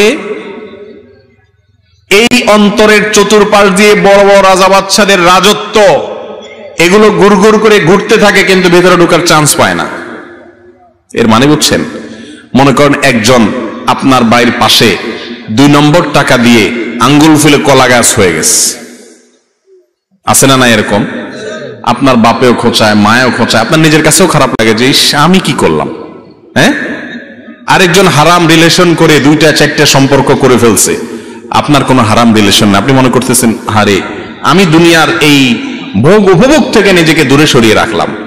তো তিনি বলেছেন আমার অন্তরে এগুলার লোভ, মোহ, পদ, টাকা পয়সা, অমুকে রাজনীতি করতে করতে বিশাল নেতা হয়ে গেছে, এখন তার দেখে কে আর পয়সা ক্ষমতা, কিন্তু আমি তো সেই জায়গায় পড়ে থাকলাম। মনের মধ্যে এগুলো ঢুকতে চেষ্টা করে, এগুলার বড়ত্ব মনের ভিতরে ঢুকলে তখন আস্তে আস্তে সেগুলো করতে মনে চায়। তো তিনি বলেছেন এগুলো সব আমার মনের চতুর্পাশ দিয়ে ঢুকে, কিন্তু ঢুকতে পারে না, কারণ কেদারত জের গরদোমি রেসামানে কামান ধারম। ও দুনিয়ার রাজা বাদশারা, ও মোগল সম্রাটেরা, আমি যে অন্তর রাখি এই অন্তরে আল্লাহর ইবাদত করে যেই পরিমাণ নিজেকে ধনী মনে হয়, তোমাদের কাছে যত কিছু আছে এগুলো সব আমার কাছে তুচ্ছ মনে হয়, এগুলোর কোনো মূল্য আমার কাছে নাই, তোমরা এগুলোকে অনেক বড় কিছু মনে করতে পারো। মুসলমানের নজর হবে সেরকম, এগুলো কল্পকাহিনী মনে হবে। এক সময় আল্লাহর নেককার বান্দারা পৃথিবীতে যারা ছিলেন তাদের কাছে এগুলোই মনে হতো। সাহাবা একরাম, বড় বড় সম্রাটদের মাথার উপরের মুকুট স্বর্ণ দিয়ে তৈরি, মসজিদে নববীর সামনে এনে রাখা হয়েছে। সাহাবা একরাম রিদওয়ানুল্লাহি তাআলা আলাইহিম আজমাইন ইবাদতের স্বাদ পাওয়ার আগে, ইসলাম গ্রহণ করার আগে যারা একটু ওটের পানি পান করানোকে কেন্দ্র করে শতাব্দীকে শতাব্দী যুগ যুগ ধরে যুদ্ধ করে বেড়াতো, তুচ্ছ জিনিসের জন্য লড়াই করত, সেই মানুষগুলো ওই মুকুটকে, সম্রাটের সেই সোনাখচিত মুকুটকে পাও দিয়া উষ্ঠা মারে লাথি মারতে মারতে চলে যায়। এগুলো তাদের অন্তরে প্রবেশ করতে পারে না, এগুলো তাদেরকে কোনো অবস্থাতে দুর্বল করতে পারে না। ও ভাই, ইবাদতের স্বাদ যদি একবার পেয়ে যান, আল্লাহর কসম পৃথিবীর সব কিছু আপনার কাছে তুচ্ছ হবে, সততা, নীতি, আদর্শ আপনার কাছে বড় হবে। আল্লাহ আমাদেরকে ইবাদতের স্বাদ পাওয়ার তৌফিক দান করুন। তাহলে 3 কাজ করতে হবে, চোখের জেনা থেকে বাঁচতে হবে, সকল গুনাহ থেকে বাঁচার বিশেষ চেষ্টা থাকতে হবে, আর হারাম খানা থেকে বাঁচার চেষ্টা করতে হবে। আল্লাহ আমাদের তৌফিক দান করুন। রাসূল সাল্লাল্লাহু আলাইহি সাল্লামের নামাজের সালাম ফিরিয়ে কি সাথে সাথে হাত তুলে দোয়া করতেন নাকি অন্য কিছু পড়তেন? ভাই, রাসূল আকরাম সাল্লাল্লাহু আলাইহি সাল্লাম সালাম ফেরানোর পর ইস্তেগফার করতেন, আস্তাগফিরুল্লাহ আস্তাগফিরুল্লাহ আস্তাগফিরুল্লাহ। বিভিন্ন হাদিসে আসছে তিনি দোয়া পড়তেন, জিকির করতেন, আল্লাহুম্মা আনতাস সালাম ওয়া মিনকাস সালাম তাবারাকতা ইয়া যাল জালালি ওয়াল ইকরাম। বুখারীর এক হাদিস দ্বারা বোঝা যায়, যথাসময় আব্দুল্লাহ ইবনে আব্বাস রাদিয়াল্লাহু আনহু বর্ণনা করেছেন যে নবীজি সাল্লাল্লাহু আলাইহি ওয়াসাল্লাম নামাজ শেষ হতে বুঝতাম তাকবীর দ্বারা, আল্লাহু আকবার দ্বারা। আমি আজও পর্যন্ত কোনো হাদিস পাই নাই যে নবী করিম সাল্লাল্লাহু আলাইহি ওয়াসাল্লাম সালাম ফেরানোর পর সাহাবীরা বলেছেন যে তিনি সালাম ফেরানোর পর আমাদের সবাইকে নিয়ে হাত তুলেছেন, আমরা তার সাথে হাত তুলে আমিন আমিন বলতাম। এটা তিনি করতেন। কানান নবী সাল্লাল্লাহু আলাইহি ওয়াসাল্লাম ইয়াফআল কাযা। নামাজ তো প্রকাশ্যে করার জিনিস, তিনি যদি জীবনে 2, 10 বার 20 বারও বলতেন তাহলে অন্তত 2-4 হাজার হাদিস আসতো, কারণ এত মানুষ দেখছে। অথচ নবীজি সাল্লাল্লাহু আলাইহি ওয়াসাল্লাম নামাজের পরে কি দোয়া পড়তেন সেগুলোর ব্যাপারে বহু হাদিস আছে, কিন্তু তিনি সাথে সবাইকে নিয়ে এইভাবে আমাদের মতো ট্র্যাডিশনাল দোয়া করতেন বলে প্রমাণ পাওয়া আমি অন্তত পাই না। কেউ পাইলে দেখেন। জোড়া তালি দিয়া এখান থেকে এক হাদিস, ওখান থেকে এক হাদিস, এরকম জোড়া তালি দিয়া প্রমাণ করে অনেকে। আমরা নবী করিম সাল্লাল্লাহু আলাইহি ওয়াসাল্লাম নামাজের পরে কি করেছেন, কি আমল করেছেন সেটা হাদিসে পরিষ্কার। যদি সেটা করে থাকেন অবশ্যই আসবে, কিন্তু মনে রাখবেন নামাজের পরে দোয়া কবুল হয়। কোন মানুষ সালাম ফেরানোর পর ফরজ নামাজের পর আল্লাহর কাছে চায়া দোয়া করতে পারে। দোয়া কবুলের খুব দারুণ একটা জায়গা, এটা করা ভালো, কিন্তু ওই যে সম্মিলিতভাবে করতে হবে, না করলে ইমাম সাহেবের চাকরি যাবে, এটা উচিত না, এটা অনুচিত, এটা ভুল। আবার কোন এলাকাতে এটা প্রচলিত আছে, সেখানে গিয়ে আপনি ভেজাল লাগাই দিলেন, ফতোয়া দিয়া বোঝানো ছাড়া, বিশ্লেষণ করা ছাড়া, সেটা আরেক ভুল। আল্লাহ তাআলা আমাদেরকে সব ভুল থেকে বেঁচে থাকার তৌফিক দান করুন। পশ্চিম দিকে থুতু ফেলা বা পা দেয়া জায়েজ আছে কিনা? পশ্চিম দিকে থুতু ফেলার ব্যাপারে ইবনে হিব্বান, মুসাদরাক হাকিম সব বিভিন্ন হাদিসের কিতাবে একটা হাদিস আছে, মান তাফালা তুজাহাল কিবলা জাআল ইয়াউমাল কিয়ামাতি ওয়া শাক্কুহু মাইল আও কামা ক্বালা আলাইহিস সালাম। যে ব্যক্তি কিবলার দিকে থুতু ফেলবে, পশ্চিম বলে কোনো কথা নাই, কিবলা যেদিকে থাকে, আমাদের জন্য কিবলা পশ্চিম, পশ্চিম দিকে বা কিবলার দিকে যে থুতু ফেলবে, কিয়ামতের দিন কোন কোন বর্ণনায় আসছে অতাফালাতুহু মা বাইনা আইনাই, যে তার থুতু কপালে নিয়ে এসে উঠবে, অর্থাৎ এটা গুনাহের কথা। এজন্য ইচ্ছাকৃত কিবলার দিকে কি করা যাবে না, থুতু ফেলা। আচ্ছা, এই জিনিসটা কি আমাদের খেয়ালে থাকে বলেন? থুতু ফেলান দরকার, ফেলা দিছি, পশ্চিমে গেছে না পূর্বে গেছে, উত্তরে গেছে না দক্ষিণে গেছে, কারোর খেতে গেছে না গায়ে গেছে, দেখার কোনো খবর নাই। মুসলমান এত বেদিশা হবে না, বেহুশ হবে না। মুসলমান যা করবে হিসাব করে করতে হবে, কারণ তাকে জান্নাতে যেতে হবে। এখন থেকে হিসাব করবো তো ইনশাআল্লাহ। এটা গুনাহের কথা, এই গুনাহটা অনেকে জানে না। যে কোনো দিকে থুতু ফেলে দেয়, আগে ফেলেছেন সেজন্য আল্লাহর কাছে মাফ চাইবেন, সামনে যেন আর এটা না হয়। পশ্চিম দিকে থুতু ফেললে কি হয়, খুব ভয়াবহ একটা বিষয়। আল্লাহ তাআলা আমাদেরকে বাঁচার তৌফিক দান করুন। তাহলে কোন দিকে ফেলবেন? থুতু ফেলার জন্য সবচেয়ে উত্তম এবং সুন্নাহ হলো নিজের বাম দিকে নিচের দিকে, নিজের বাম দিকে নিচের দিকে যদি ফেলানোর জায়গা থাকে, বাম দিকে পরিবেশ নাই ডান দিকে ফেলেন, তবে নিচের দিকে ফেলবেন। যদি কেবলা সামনে থাকে কেবলার দিকে ফেলবেন না, অন্য কোনো দিক থাকলে সামনে ফেলতে পারেন, অসুবিধা নেই, তবে সুন্নাহ হলো নিচের দিকে ফেলানো। এরপরে প্রশ্ন হলো, বাথরুমে আল্লাহ তাআলার নাম উচ্চারণ করা যাবে কিনা? বাথরুমে আল্লাহর নাম নেওয়া মাকরুহ, অনুচিত, আল্লাহর নামের অসম্মান হয়। মনে মনে আল্লাহর জিকির করতে পারেন। বাথরুমে ওযু করা যাবে কিনা, এই মাসআলার উত্তর দিতে দিতে একেবারে কাহিল অবস্থা। ভাই, বাথরুমে ওযু করলে কোনো গুনাহ হবে, ওযু হবে না, এরকম কোনো বিষয় না। তবে টয়লেটের ভিতরে, যেখানে টয়লেটের প্যান, কমোড এবং আপনার বেসিন বা আপনার টেপ একই জায়গায়, সেখানে ওযুর আগে বিসমিল্লাহ বলবেন। ওই যে একটু আগে বললাম টয়লেটে বিসমিল্লাহ বলতে নাই, তাহলে বিসমিল্লাহ বলে ওযু করলে আল্লাহর নামের অসম্মান হয়, সেজন্য বাইরে ওযু করবেন। আর বাইরে যদি ওযু করার ব্যবস্থা না থাকে, বেসিন থাকে, পা ওঠানোর সুযোগ নাই, তো হাতটা ধুয়ে বিসমিল্লাহ বলে শুরুটা করেন, বাকিটা ওখানে করেন, এরপর তো বিসমিল্লাহ নেই, শুরুতে একবার বিসমিল্লাহ আছে। আর যদি টয়লেটেই ওযু করতে চান, বাইরে কোনো ব্যবস্থা নাই বা ঝামেলা মনে হয়, তাহলে বিসমিল্লাহটা মনে মনে বলেন। আর যদি মুখেও বিসমিল্লাহ বলেন, ওযু হয়ে যাবে। টয়লেটে ওযু করলে ওযু হবে না, এরকম কোনো মাসআলা নাই। এ বিষয়ে আমার একটা মাসআলা আছে, পুরোটা না শুনে অনেক সময় ভুলটা বুঝে বলে থাকেন যে আপনি বলছেন বাথরুমে ওযু করলে ওযু হবে না। আমি কোনোদিন এটা বলি নাই, পুরো জিনিসটা শুনতে হবে। জি, ওযুর পরে আয়না কিংবা কোনো প্রাণের ছবি ও টিভির দিকে তাকালে ওযু ভাঙবে কিনা? না, এগুলো ওযু ভঙ্গের কোনো কারণ নাই। এমনকি টেলিভিশন দেখলেও কি হবে না, ওযু ভঙ্গ। টেলিভিশনে হারাম কিছু দেখলে গুনাহ হবে, সেটা আরেক জিনিস, কিন্তু ওযু ভাঙবে না, ওযুর সাথে এটা সম্পর্ক নাই। মহিলারা নামাজ আদায়ের সময় শরীরের কতটুকু অংশ ঢাকতে হবে? মাথা থেকে পা পর্যন্ত পুরাটুকু ঢাকবে, শুধু মুখমণ্ডলটুকু খোলা থাকবে, দুই হাতের কবজি খোলা থাকবে, দুই পায়ের পাতা খোলা থাকতে পারে। বুঝতে পারছেন কথা? এর বাইরে সব কিছু ঢেকে রাখতে হবে। ফেসবুকে একটা যোগাযোগের মাধ্যম, ফেসবুকে যদি কোনো অপরিচিত মেয়ের সাথে শুধুমাত্র পরিচিত হওয়ার জন্য মেসেজ করা হয়, তাহলে কি গুনাহ হবে? কোনো অপরিচিত মেয়ের সাথে বিনা প্রয়োজনে কেন মেসেজ দিতে যাবেন পরিচিত হওয়ার জন্য? ভাইরা আমার, শয়তান প্রথম বলে যে একটু শুধু জিজ্ঞেস করো, হাই হ্যালো করো, এরপরে শুরু হয় হাই হ্যালো, এরপরে আস্তে আস্তে জিজ্ঞেস করে বাড়ি কোথায়, খায় কি, আস্তে আস্তে আস্তে শয়তান নিচের দিকে নামাইতে থাকে। এরপরে এমন জায়গায় নিয়ে যায় যেখান থেকে আর ফিরে আসার সুযোগ থাকে। যুবক ভাইয়েরা ভালো করে শুনে রাখেন, এই যৌবন যে আল্লাহ দিয়েছেন, ওই আল্লাহর ভয়ে এই হারাম জায়গায় যৌবনকে ব্যয় করবেন না। একটু শক্ত থাকেন, দেখবেন কিয়ামতের ময়দানে যেমন সুখ পাচ্ছেন, দুনিয়াতে দাম্পত্য জীবনে প্রচন্ড সুখ পাচ্ছেন ইনশাআল্লাহ। আর যদি এই ইটিস পিটিস করে দুই নাম্বারই করে নিজের যৌবনকে নষ্ট করেন, তো আসল সময়ে যৌবনের কি পাবেন না, উপকার পাবেন না। আমার মনে হচ্ছে ইসলামের বিধান অনুযায়ী আমার বিবাহ করা ফরজ, কিন্তু আমি স্টুডেন্ট, তাই মা বাবাকে বলতে পারছি না। এখন আমার করণীয় কি? আপনার মা বাবাকে আমার কাছে নিয়ে আসেন, আমার কাছে নিয়ে আসেন। যদি আনতে পারেন কোনো মতে, ইনশাআল্লাহ চাচা চাচিকে আমি বুঝাই নেব, ইনশাআল্লাহ ইনশাআল্লাহ। আর আমার কাছে যদি নিতে পারেন কোনো ভালো আলেম, যিনি বিবাহের ফজিলত বুঝে, গুরুত্ব বুঝাতে পারে, চাচা চাচিকে বুঝাবে, তার কাছে ধরে নিয়ে যান মুরব্বীরে।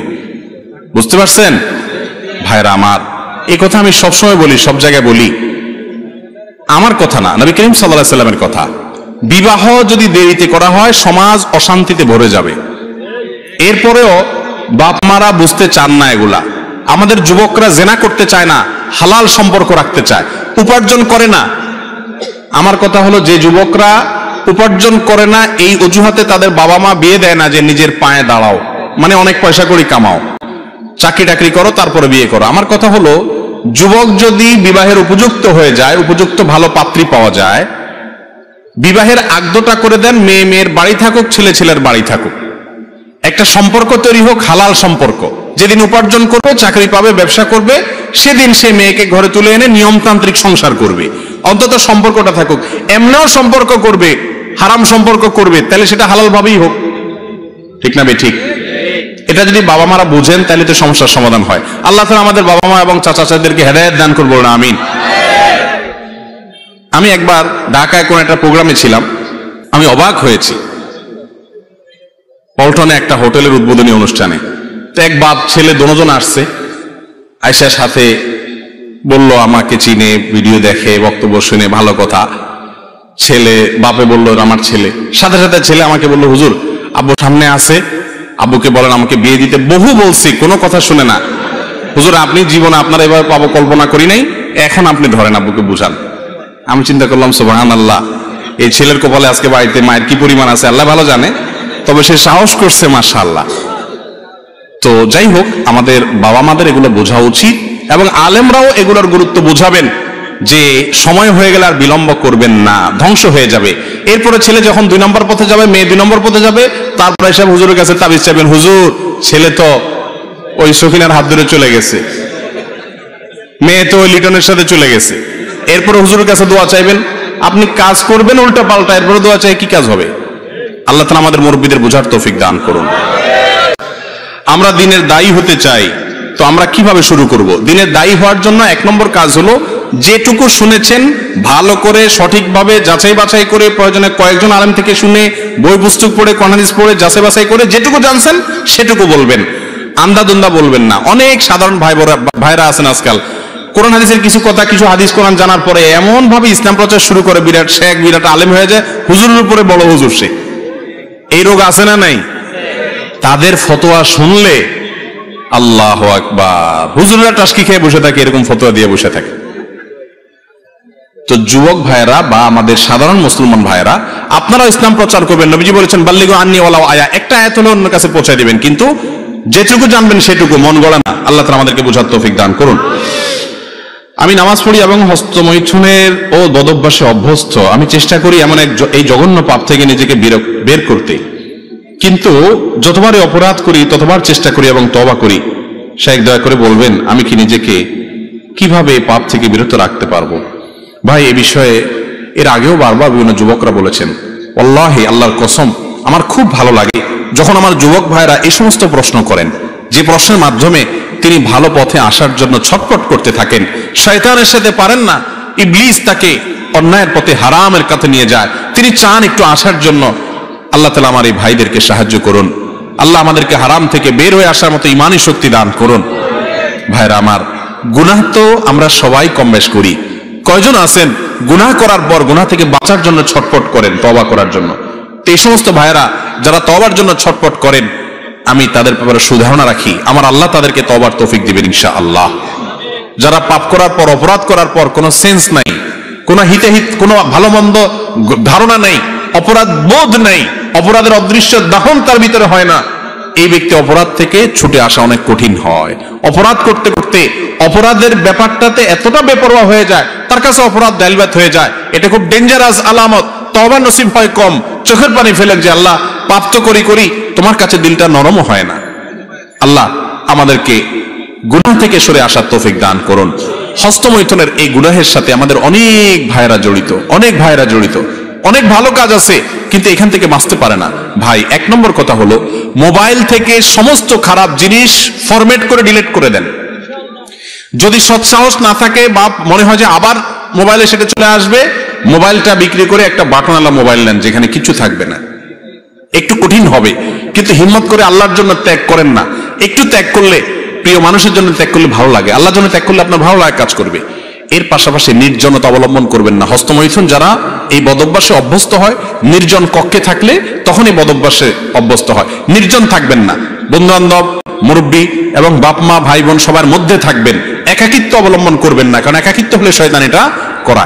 বেশি না, 2-4 মাস যদি একটু কষ্ট করে, স্ট্রাগল করে মোবাইল টোবাইল, ফেসবুক, ইউটিউব এগুলো থেকে সরে থাকতে পারেন, হারাম সম্পর্ক থেকে দূরে থাকতে পারেন, খারাপ জিনিস দেখলে মানুষ হস্তমৈথুনের দিকে বেশি যায়। যুবকরা খারাপ জিনিস যেন দেখতে না পারেন সে রাস্তা বন্ধ করে ফেলেন, বেশি না, একটা মাস এক্সারসাইজ করেন, ইনশাআল্লাহ বদল। আর আল্লাহর কাছে দোয়াও করবেন, চোখের পানি ফেলবেন, মালিক আমি সরে আসতে চাই, তুমি সাহায্য করো। আল্লাহ তাআলা আমাদেরকে সেরকম হিম্মত এবং শক্তিশালী দান করেন। রুকু থেকে দাঁড়িয়ে 2 সিজদার মাঝখানে এবং রুকু সিজদা দেরি না করলে নামাজ হবে কিনা? সিজদার মাঝখানে এবং এই সময়গুলোতে যদি কেউ সোজা হয়ে না দাঁড়ায় নামাজ হবে না, নামাজ হবেই না। অনেকে আছে রুকু থেকে এইভাবে একটু সোজা হয়ে আবার সাথে সাথে সিজদা চলে যায়, সিজদা থেকে সোজা উঠতে না বসতে আবার সিজদা চলে যায়, নামাজ হবে না। সাফ কথা, আমার কথা না, সারা বিশ্বের সমস্ত আলেমদের মত এটা। কথা কি বুঝতে পারছেন? এত ডেঞ্জারাস বিষয়। তুফান মেল যারা নামাজ পড়েন তারা ভালো করে শুনে রাখেন।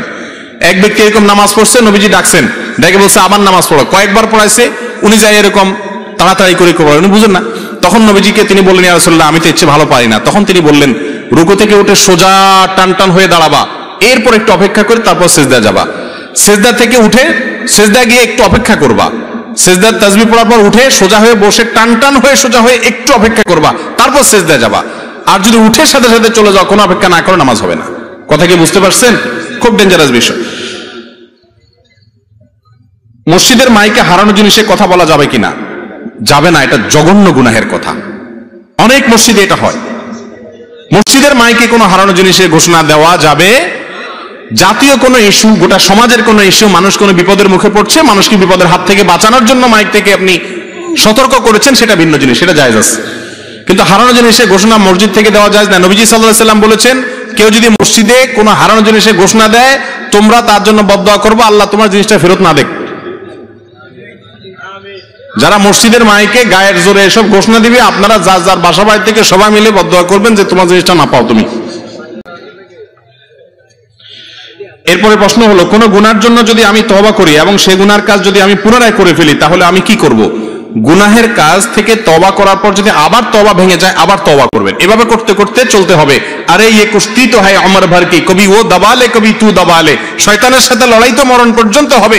আপনি তওবা করে জিতে গেছেন, ও আবার আপনাকে গুনাহ করে নামাই দিছে, আবার তওবা করে উঠে যাবেন। এভাবে কুস্তা করতে করতে করতে কবরের আগে যদি আপনি শেষবার তারেক উপকাত করে চলে যেতে পারেন, তাহলে তো জান্নাত। এইজন্য তওবা থামানো। ইবলিস কি করে জানেন? আপনি একটা গুনাহ থেকে তওবা করছেন, আর করব না, মাহফিলে আজকে নিয়ত করে আসছি আর এটা করব না, এরপরে আবার কয়দিন পরে হয়ে গেছে। ইবলিস বলবে কি, তো ভেঙেই তো গেছে, আল্লাহ থাক তাহলে কর। ইবলিস এবার ইজি করে দেয়। ইবলিস বলবেন না, আমার আল্লাহর নাম তায়েব না, আমার আল্লাহর নাম তাওয়াব। তাওয়াব মানে জানেন? বারবার যিনি বান্দার তওবা কবুল করেন। আবার সেটা শুনে এবার অপকর্ম করতেই থাকবেন যে তওবা তো বারবার কবুল করে, আবার করব, এই সুযোগ না। এরকম বেপরোয়া হয়ে করলে সে তওবা আল্লাহ কবুল করবেন না। একজনের হাত কাছে ঔষধ আছে, মলম, কাটা জায়গায় লাগালে সাথে সাথে রক্ত বন্ধ হয়ে যায়। এই জন্য সে চাকু নিয়ে একটু পরপর এ হাত কাটে, এরপর এ হাত কাটে। একজনকে কি অবস্থা করছ কেন? আমার কাছে মলম আছে। এরা আপনারা কি বলবেন? পাগল বলবেন না? তওবার রাস্তা আছে, এই জন্য আপনি গুনাহ করতে থাকবেন, এটা কোনো সুস্থ মানুষের কাজ? আল্লাহ আমাদের বোঝার তৌফিক দান করুন। ওসিলা তালাশ করতে গিয়ে কি আমি কোন পীর, মুর্শিদ অথবা আলেমের বায়াত গ্রহণ করা আবশ্যক? কোরআনে আল্লাহ বলছেন ওয়াবতাগু ইলাইহিল ওয়াসিলা, আর পেয়ে গেছে একটা আয়াত, আল্লাহ ওসিলা ধরতে বলছে। এখন ওসিলাকে পীর সাহেব ধরে, তো পীর সাহেব কারে ধরবে?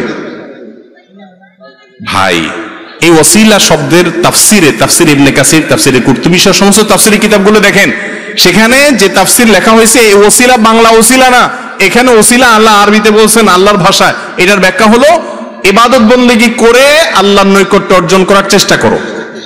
আর আমরা আসলে মনে কিছু করেন না। আমি একটা কথা সবসময় বলি যে আমাদের মতো যে সমস্ত দেশগুলোতে নানা রকম মানুষ অভাবে অনটনে, দুর্নীতি এবং অনিয়ম বেশি হয়, সে দেশের সামনের দুয়ার দিয়ে কিছু হয় না, সবই পিছনের দুয়ার দিয়ে হয়। ঠিক না ঠিক? আপনি রেলের টিকিট কাটতে যাবেন, ঈদের আগ দিয়া টিকিট নাই, কাউন্টারে টিকিট নাই, পেছনে আস 50 টাকা বাড়াই দিলে আস। ঠিক না ঠিক? আপনি এটা কাজে যাবেন, কোনো অফিস আদালতে নাই, স্যারের টেবিলে এটা নাই, পিছন দিয়ে গেছেন, আপনারা পিয়ন বলবে এদিকে আসেন, সেখানে আস। ঠিক না ঠিক? তো লোক ধরলে সবই হয়, লোক ধরা ছাড়া কিছু আমরা মনে করি কিয়ামতে বোধহয় এটা চলবে। এই জন্য আমল টামল করে কি লাভ হবে ভাই? এগুলো দিয়ে কাজ না, পীর ধরো, সে পার করে দিবে। ওই পীরও মুগুরের নিচে পড়বে, আপনি মুগুরের নিচে পড়বেন। কারণ আল্লাহর সামনে কিয়ামতের ময়দানে নবীরও সেখানে অস্থির থাকবে, আপনার পীর কোত্থেকে সুপারিশ করবে?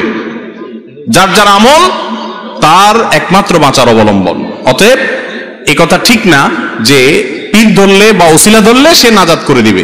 অনেকে আছে দেখবেন, বিশেষ করে বড় বড় ব্যবসায়ীরা আছে, বাংলাদেশে বড় বড় নাম করা কিছু পীর আছে, এদের মুরিদ সব বড় লোক দেখবেন।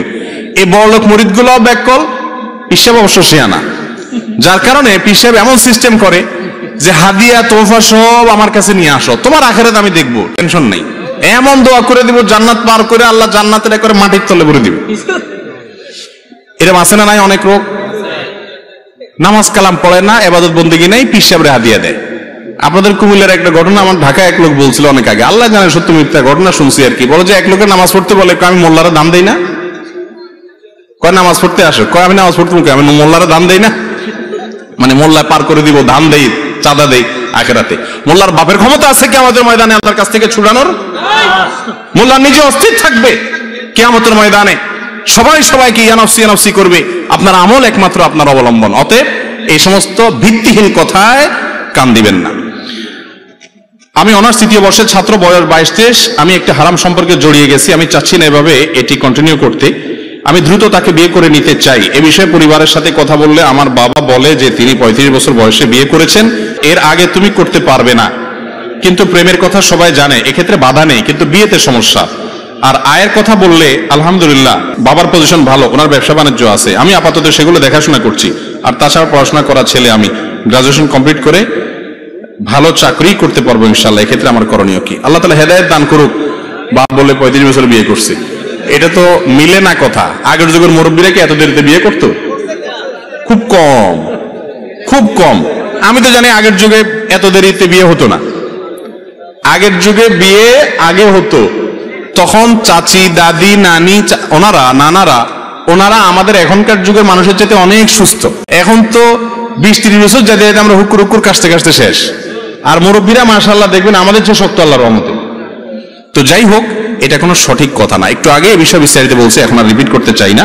আল্লাহ তাআলা আমাদেরকে হেদায়েত দান করুন। মহিলাদের শরীরের মাপ নিয়ে কাপড় সেলাই করা যাবে কিনা? যারা টেইলার্স আছেন ভাই, মহিলাদের কাপড়ের ব্যাপারে মনে রাখবেন, কাপড় তাদের রেডিমেড বাসা থেকে কোনো কাপড় আনলে সেটার মাপ নিয়ে কাপড় বানাবেন, তাদের শরীর থেকে সরাসরি টাচ করে মাপ নিবেন না। যদি নিতে হয়, হয় কোনো মহিলাকে ব্যবহার করবেন, আর না হলে যাতে করে পর্দার খেলাপ কোনোভাবে না হয়, টাচ করে আপনি কাপড়ে মাপ নিবেন না। এ ব্যাপারে মা বোন যারা আছেন, আপনারা যারা তাদের অভিভাবক পুরুষরা আছেন, আপনাদের আত্মসম্মান বোধ থাকা উচিত। আপনার স্ত্রী কাপড়ে মাপ দিতে যাবে, ওই টেইলার্স বেটা তার শরীরে যখন হাত দিয়ে মাপ নিতে যাবে, তার মনে বাজে চিন্তা আসবে, ওনাকে নিয়ে উনি জিনা করবে মনে মনে। কিভাবে আপনি সেটা দিতে পারেন? আমি যেটা চিন্তা করতে পারি না, কোন আলেম বা কোন দিনদার মানুষ যেটা চিন্তা করতে পারে না। কাপড় দিয়ে দিবেন, তাতে একটু 19-20 হবে, হোক না, তাতে কি? আবার করবেন দরকার হলে। কথা কি বুঝাতে পারছি? সেকুলার শিক্ষা ব্যবস্থায় পড়তে গিয়ে সেখানে আমাদের ইসলাম বিরোধী অনেক থিওরি গেলানো হয়, যেমন নারীবাদ, নারী সহিংসতার পেছনে পর্দা প্রথা, ধর্মীয় গোড়ামিকে দায়ী করা হয়। এছাড়া মৌলবাদ পড়ানোর নামে পরোক্ষভাবে এটা বোঝাতে চায় যে ইসলাম মানেই মৌলবাদ। এখন আমাদের পরীক্ষা পাশ করার জন্য এগুলো পড়তেও লিখতে হয়, এক্ষেত্রে আমাদের করণীয় কি? পরীক্ষা পাশ করার জন্য এগুলা আপনি পড়ছেন, আপনি জানলেন যে শিক্ষার নাম দিয়ে কুশিক্ষা যে আছে, এগুলো আপনি জানলেন, সেই ধারণা নেওয়ার জন্য আপনি পড়েছেন, কিন্তু আপনার এগুলোর প্রতি বিশ্বাস নাই, বরং কিভাবে এগুলো থেকে সমাজকে মুক্ত করা যায় সেই চিন্তা আপনি করছেন। ইনশাআল্লাহ এরকম উদ্দেশ্য যদি থাকে, পরীক্ষায় এগুলা লিখলে গুনাহ হবে না। আল্লাহ তাআলা আমাদের শিক্ষা ব্যবস্থাটাকে এই ধরনের ধ্বংসাত্মক বিষয়গুলো থেকে হেফাজত করার তৌফিক দান করুন।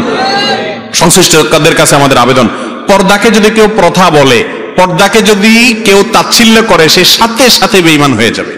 কারণ সূরা নূর, সূরা আহজাব, এই সমস্ত সূরার বিভিন্ন আয়াতের আলোকে পর্দা করা ফরজ। আল্লাহর ফরজ বিধান না মানার কারণে পৃথিবীতে সমস্ত অশান্তি। বিভিন্ন দেশে শুনবেন যে মেয়েদের প্রতি পাশবিক নির্যাতন, ধর্ষণ, এগুলো থামাইতে পারে না। পরে বলে কি, ভারতেই বোধহয় দেখছি কোন রাজ্যে নিয়ম করছে যে মেয়েরা প্যান্ট পরতে পারবে না, জিন্সের প্যান্ট। কেন? কারণ সে নিজেকে অশ্লীল ভাবে উপস্থাপন করার কারণে এই নির্যাতনের ঘটনা ঘটে। অতএব আসতে হবে কোথায়? ঘুরে ফিরে ইসলামে। উপায় নাই, ওই জায়গায় আসতে হবে। স্ত্রীকে তালাক দেওয়ার পর তওবা করে আবার ফেরত আনা যাবে কিনা, তালাকের সঠিক মাসালা জানতে চাই। তালাক দেওয়ার পর তওবা করে তালাক আনার কোনো সিস্টেম নাই। কাবা শরীফের ইমাম সাহেব, মদিনার ইমাম সাহেব, বাইতুল মুকাররমের ইমাম সাহেব, তিন ইমাম মিলে যদি তওবা পড়ে, তারপরও তালাকের পর আর ফেরত আনার কোনো সিস্টেম। তালাক যদি দেওয়ার সময় হিসেব করে তালাক দেন, তাহলে ফেরত আনবে। এবার ইনশাআল্লাহ ওয়াজে একটা জায়গায় ওয়াজ করবো শুধু তালাক নিয়ে, আমার চিন্তা আছে, প্ল্যান আছে। কারণ এই দেশে মানুষ তালাক দিতে গিয়ে এত ভেজাল করে যেটা বলার মতো না। মনে রাখবেন, কখনো ভুলেও কেউ কারো স্ত্রীকে 3 তালাক এটা মুখের বাহিরে আনবেন না, এটা আনা গুনাহ, হারাম, নাজায়েজ কাজ। স্ত্রীকে তালাক দেয়া লাগলে সর্বোচ্চ 1 বলবেন। আমাদের যখন জোশ উঠে শরীরে, রক্ত যখন উঠে যায় মাথা, কিসের 3 তালাক, তয় 3000 তালাক, বেগুন তালাক, হ্যাঁ, সিম তালাক, স্ত্রীর তালাক, তার বাপ মা 14 গোষ্ঠী সহ তালাক। মাথা নষ্ট হয়ে কি বলে নিজেও ঠিক থাকে না, ঠিক না ঠিক? ধরে শুধু মারা উচিত। আমার এক ওস্তাদ ছিলেন খুলনাতে, ইফতা পড়ছি যার কাছে, ওনার কাছে তালাকের মাসালা জিজ্ঞাসা করতে আসলে আমরা দেখতাম একটা ব্যাট থাকতো, কথাবার্তা পরে, আলোচনা পরে, মাসালা পরে শুনতেন। আগে গদির নিচে ব্যাটটা বাইর করে ধুমায়া পিটিয়ে নিতেন, এরপরে বলতেন বলো মাসালা কি। কিছু হইলেই বউ তালাক, কিছু হইলেই বউ তালাক, তালাক তালাক 14 গোষ্ঠী ধরে তালাক। একাধিক বেশি তালাক, একটা তালাক দিলে ফেরত নিতে পারবেন, দ্বিতীয় তালাক দিচ্ছেন তবুও ফেরত নিতে পারবেন, কিন্তু 3টা দিয়ে ফেলেছেন আর ফেরত নেওয়া যাবে না। একসাথে 3টা তালাক দেওয়া গুনাহ। চরিত্রহীন কোন ব্যক্তিকে ভোট দিয়ে নেতা বানানো যাবে কিনা? যার চরিত্র ভালো নাই এরকম ব্যক্তিকে নেতা বানালে গুনাহ হবে, কারণ সে নিজে চরিত্রহীন, সে নেতা হয়ে চরিত্রহীন কাজ করবে, কোনো ভালো কাজ করবে না। এটা যারা দায়িত্ব আমানতের খেয়ানত করবে তারা প্রত্যেকের জন্য দায়ী হবে এবং গুনাহগার হবে। আমাদের সমাজে মসজিদগুলোতে বাচ্চারা আসে, কিন্তু একটু দৌড়াদৌড়ি করলে বা দুষ্টুমি করলে বয়োজ্যেষ্ঠরা ওদেরকে ধমক দেয়, মনে হয় ওরা অনেক বড় অপরাধ করে ফেলেছে। বাবারা, মুরব্বীরা যারা আছেন আমাকে শুনতেছেন, করজোড় করে আপনাদের কাছে বলি, এই কাজটা করবেন না, আল্লাহর কাছে অপরাধী হবেন। বাচ্চারা মসজিদে এসে যদি দুষ্টামিও করে, নিজে নিজে হজম করবেন। বেশি দুষ্টামি করতেছে, বাচ্চার বাপকে ডেকে এনে আলাদা বুঝাই দিবেন, যে বাচ্চারা তুমি কন্ট্রোল করো। বাচ্চাকে ধমক দিবেন না, কারণ বাচ্চা মসজিদ থেকে ধমক খাইতে খাইতে মনে করবে যে সমাজের সবচেয়ে খারাপ লোকগুলো মসজিদেই থাকে, ও মসজিদে আর আসবে না। আজকের বাচ্চা আগামীর মুসল্লি, সে কি বুড়া হয়ে মসজিদে আসবে নাকি? ছোটবেলা থেকে মসজিদে না আসলে, নবীজি সাল্লাল্লাহু আলাইহি সাল্লাম সিজদা গেছেন, আর কাঁধের উপরে তার নাতি উঠে বলেছেন রাদিয়াল্লাহু তাআলা আনহু, নবীজি সাল্লাল্লাহু আলাইহি সাল্লাম অপেক্ষা করেছেন, নাতির শখ মিটে গেছে, ঘোড়ার উপরে বসা, এরপরে নিচে নামছে, তারপর নবীজি সাল্লাল্লাহু আলাইহি সাল্লাম মাথা উঠাইছেন। হাদিসে এটা পাওয়া যায় না। এই সিজদা শেষ করে, নামাজ শেষ করে ফাতেমা রাদিয়াল্লাহু তাআলাকে ডেকে এনে ধমক দিয়েছেন, এই মেয়ে কেন নাতিকে ধরো নাই, আমার নামাজে ডিস্টার্ব হয়েছে, এটা তিনি বলেন নেই। বাচ্চাদের এটুকু ডিস্টার্ব হজম করার ক্ষমতা থাকতে হবে। কেউ কেউ বলে আমাদের আইয়ুব নবী বিবাহের আগে প্রেম করেছেন, তাহলে আমাদের কেন হারাম হবে? বিবাহের আগে আমাদের প্রেম ভালোবাসা হালাল করার কোনো পদ্ধতি আছে কিনা? আউযু বিল্লাহি মিনাশ শাইতানির রাজিম। এটা কেমন কথা রে ভাই? ভালো করে শুনেন, হাসির কথা না। আল্লাহর নবী তার ব্যাপারে যে মিথ্যা অপবাদ দিয়েছেন ভাই, প্রথম কথা হলো আপনি তওবা করেন। আল্লাহর কোন নবী কোন গুনাহে ঠান্ডা মাথায়, এই যে এই ধরনের গুনাহ যেগুলো নবীর নবুয়তের উপরে ত্রুটি হতে পারে বা যে কোনো ধরনের গুনাহ, আল্লাহ তাআলা এগুলো থেকে তাদেরকে মাসুম রেখেছেন। কোন গুনাহে এই যে আপনি একটা অপবাদ দিলেন আইয়ুব নবীর কথা, ঈসা আলাইহিস সালামের কথা অনেকে বলে, এগুলো ডেঞ্জারাস অপরাধ, মহা অপরাধ, ঈমান যাওয়ার মতো কথা যদি তামাশা করে বলেন, খবরদার। আল্লাহর কোন নবী এরকম কাজ করেন নাই। আইয়ুব আলাইহিস সালামের ব্যাপারে অনেকগুলো ইসরাইলি রিওয়ায়াত পাওয়া যায়, ইহুদিদের বর্ণনা, সেগুলোতে এই ধরনের অনেক কথা বলা আছে যেগুলো অত্যন্ত ভয়াবহ এবং সঠিক নয়, ভুল, হারাম জিনিস। আল্লাহ তাআলা আমাদেরকে বাঁচার তৌফিক দান করুন। নিজে আকাম করবেন, আবার নবীকে টানতেছেন সেটার জন্য। আস্তাগফিরুল্লাহ।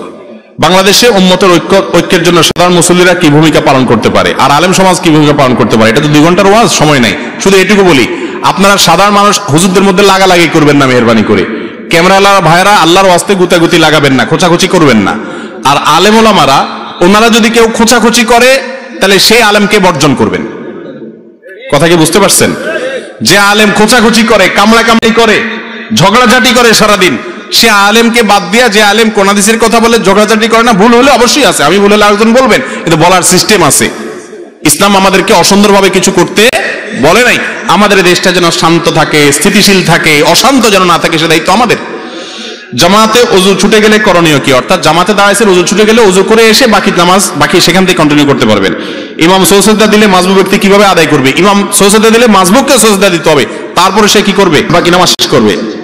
বিদেশ থেকে শ্রমিকরা ব্যাংকের মাধ্যমে টাকা পাঠায়, বর্তমানে বিভিন্ন ব্যাংক তাদের পাঠানো টাকার সাথে 2% না 2.5% অতিরিক্ত টাকা দিচ্ছে। এটা কি সরকার দিচ্ছে প্রণোদনা হিসেবে, নাকি ব্যাংক দিচ্ছে? এটা সরকার দিচ্ছে, ব্যাংক দিচ্ছে না। এটা সুদ হবে না, এটা খাওয়া সম্পূর্ণ হালাল। সরকার সঠিক ওয়েতে টাকা পাঠানোর জন্য এটা প্রণোদনা দিচ্ছে, এই টাকাটা গ্রহণ করাতে কোনো অসুবিধা নাই। ইসলামের বিধিবিধান পুরোপুরি না মানা ব্যক্তি কি ইসলামের দাওয়াতের কাজ করতে পারবে? যে যতটুকু জানে সে ততটুকু দাওয়াতি কাজ করতে পারবে। পুরোপুরি ইসলামের বিধান কেউ মানতে পারে না, আমরা চেষ্টা করি সবাই, অতএব দাওয়াতি কাজ করতে পারবে। যদি বলেন যে 100% মানতে হবে, তাহলে কেউ দাওয়াতি কাজ করতে পারবে না। পরিবারের বাবা চাচাদের মাঝে দ্বন্দ্ব, কিভাবে সবাই মিলেমিশে থাকতে পারি? বাবা চাচাদের দ্বন্দ্বে সন্তানরা জড়াবেন না। বিয়ের কাবিন করার সময় দেখা যায় যে মেয়ের সাথে আলোচনা না করে ঠিক করা হয়, দেন মোহর কত হবে, এটা কতটা সঠিক? এটা বাবা মা এবং আত্মীয় স্বজনদের অধিকার আছে, কিন্তু মেয়েকে জিজ্ঞেস করা হবে, মেয়ের মতামতেরও রাইট আছে। অনেক সময় দেখা যায় কবরস্থান মেইন রাস্তার পাশে, ওই রাস্তা দিয়ে চলতে হয়। মেয়েদের পিরিয়ডের সময় কবরস্থানের পাশ দিয়ে যাওয়াতে কোনো গুনাহ হবে না, কোনো অসুবিধা নাই। কোরআন শরীফ খতমের সময় দেখা যায় শেষের লেখাগুলি অনেক ছোট ছোট থাকে, খতমের দোয়া নামে, সেগুলো পড়া কি আবশ্যক? সেক্ষেত্রে পড়াশোনা ভুল হওয়ার সম্ভাবনা থাকলে করণীয় কি? খতম শেষে কোরআন পড়ে শেষ করলে কোনো দোয়া পড়ার কথা নবী সাল্লাল্লাহু আলাইহি ওয়াসাল্লাম শিক্ষা দেন নাই, এরকম কোনো দোয়া নাই। তবে হ্যাঁ, কিছু দোয়া আছে বিভিন্ন সালাফ থেকে বর্ণিত আছে, সেগুলো চাইলে কেউ পড়তে পারেন, তবে সুন্নাহ দ্বারা, নবী সাল্লাল্লাহু আলাইহি ওয়াসাল্লাম সুন্নাহ থেকে সাব্যস্ত নয়। মেয়েদের সৌন্দর্য বৃদ্ধির জন্য যে ক্রিম বা অন্যান্য হার্বাল প্রোডাক্ট ব্যবহার করা হয়, এটা কি ইসলামে জায়েজ আছে? আল্লাহর দেয়া সৌন্দর্য কি কোনোভাবে বিকৃত করা হয়? হার্বাল ক্রিম দিলে কি সৌন্দর্য বিকৃত হয়ে যায়, কালো মানুষ সাদা হয়ে যায়? তো অসুবিধা কি? কোনো অসুবিধা নেই। এগুলা বেশিরভাগই তো বোগাস, বেশিরভাগই কি বোগাস। আর যদি একটু আপনার চেহারার মধ্যে উজ্জ্বলতাও আসে, এর কারণে আল্লাহ সৃষ্টি বিকৃত হয় না, গুনাহ হবে না। পরিবারের প্রতি ক্ষমার নীতি প্রদর্শন করতে হবে, এই মর্মে কোনো মাসালা আছে কিনা? ক্ষমা সবাইকে করতে হবে, পরিবারের লোকেরা ভুল করে তাদেরকেও ক্ষমা করতে হবে। ফেসবুকে বিখ্যাত কোনো মৃত ব্যক্তি যেমন নিউটন, তার ছবি এবং নাম কোনো প্রকার অসম্মান প্রদর্শন না করে প্রোফাইল পিকচার এবং প্রোফাইল নেম ব্যবহার করা যাবে কিনা? কোনো অমুসলিম বা কোনো কাফিরের নাম আপনি প্রোফাইল পিকচার কেন ব্যবহার করবেন? এটা তার প্রতি অতিরিক্ত দুর্বলতার প্রমাণ। সুদের মাধ্যমে গঠিত দেহের ইবাদত আল্লাহ তাআলা কবুল করেন না, এমন বাবা মার সাথে জড়িত থাকে, তাহলে তাদের সাথে সন্তানের ইবাদত কি কবুল হবে কিনা? সন্তান যদি ছোট হয় তারটা মাপ, যদি বড় হয় তাহলে নিজে উপার্জন করে চলবে, শুধু হারামের উপরে চলবে না। বাবার যদি মুসরি উপার্জন হয় সেটা খেতে পারবে, হালাল আছে হারাম আছে এরকম হলে। মহিলারা টাকনুর উপরে কাপড় পরিধান করে, সেক্ষেত্রে অভিভাবকদের করণীয় কি? তাদেরকে বুঝাবে যে বাহিরে পরপুরুষের সামনে গেলে টাকনুর নিচে পড়বে, বাসায় পড়তে পারে টাকনুর উপর, অসুবিধা নেই। দাওয়াত করে নিয়ে খাওয়ালো, তারপর সামনে টেবিল পেতে টাকা আদায় করলো, এটা কি জায়েজ আছে কিনা? এটা হলো ভাই ভদ্র ভাষায় ডাকাতি করা, এটার নাম ভদ্র ভাষায় কি করা?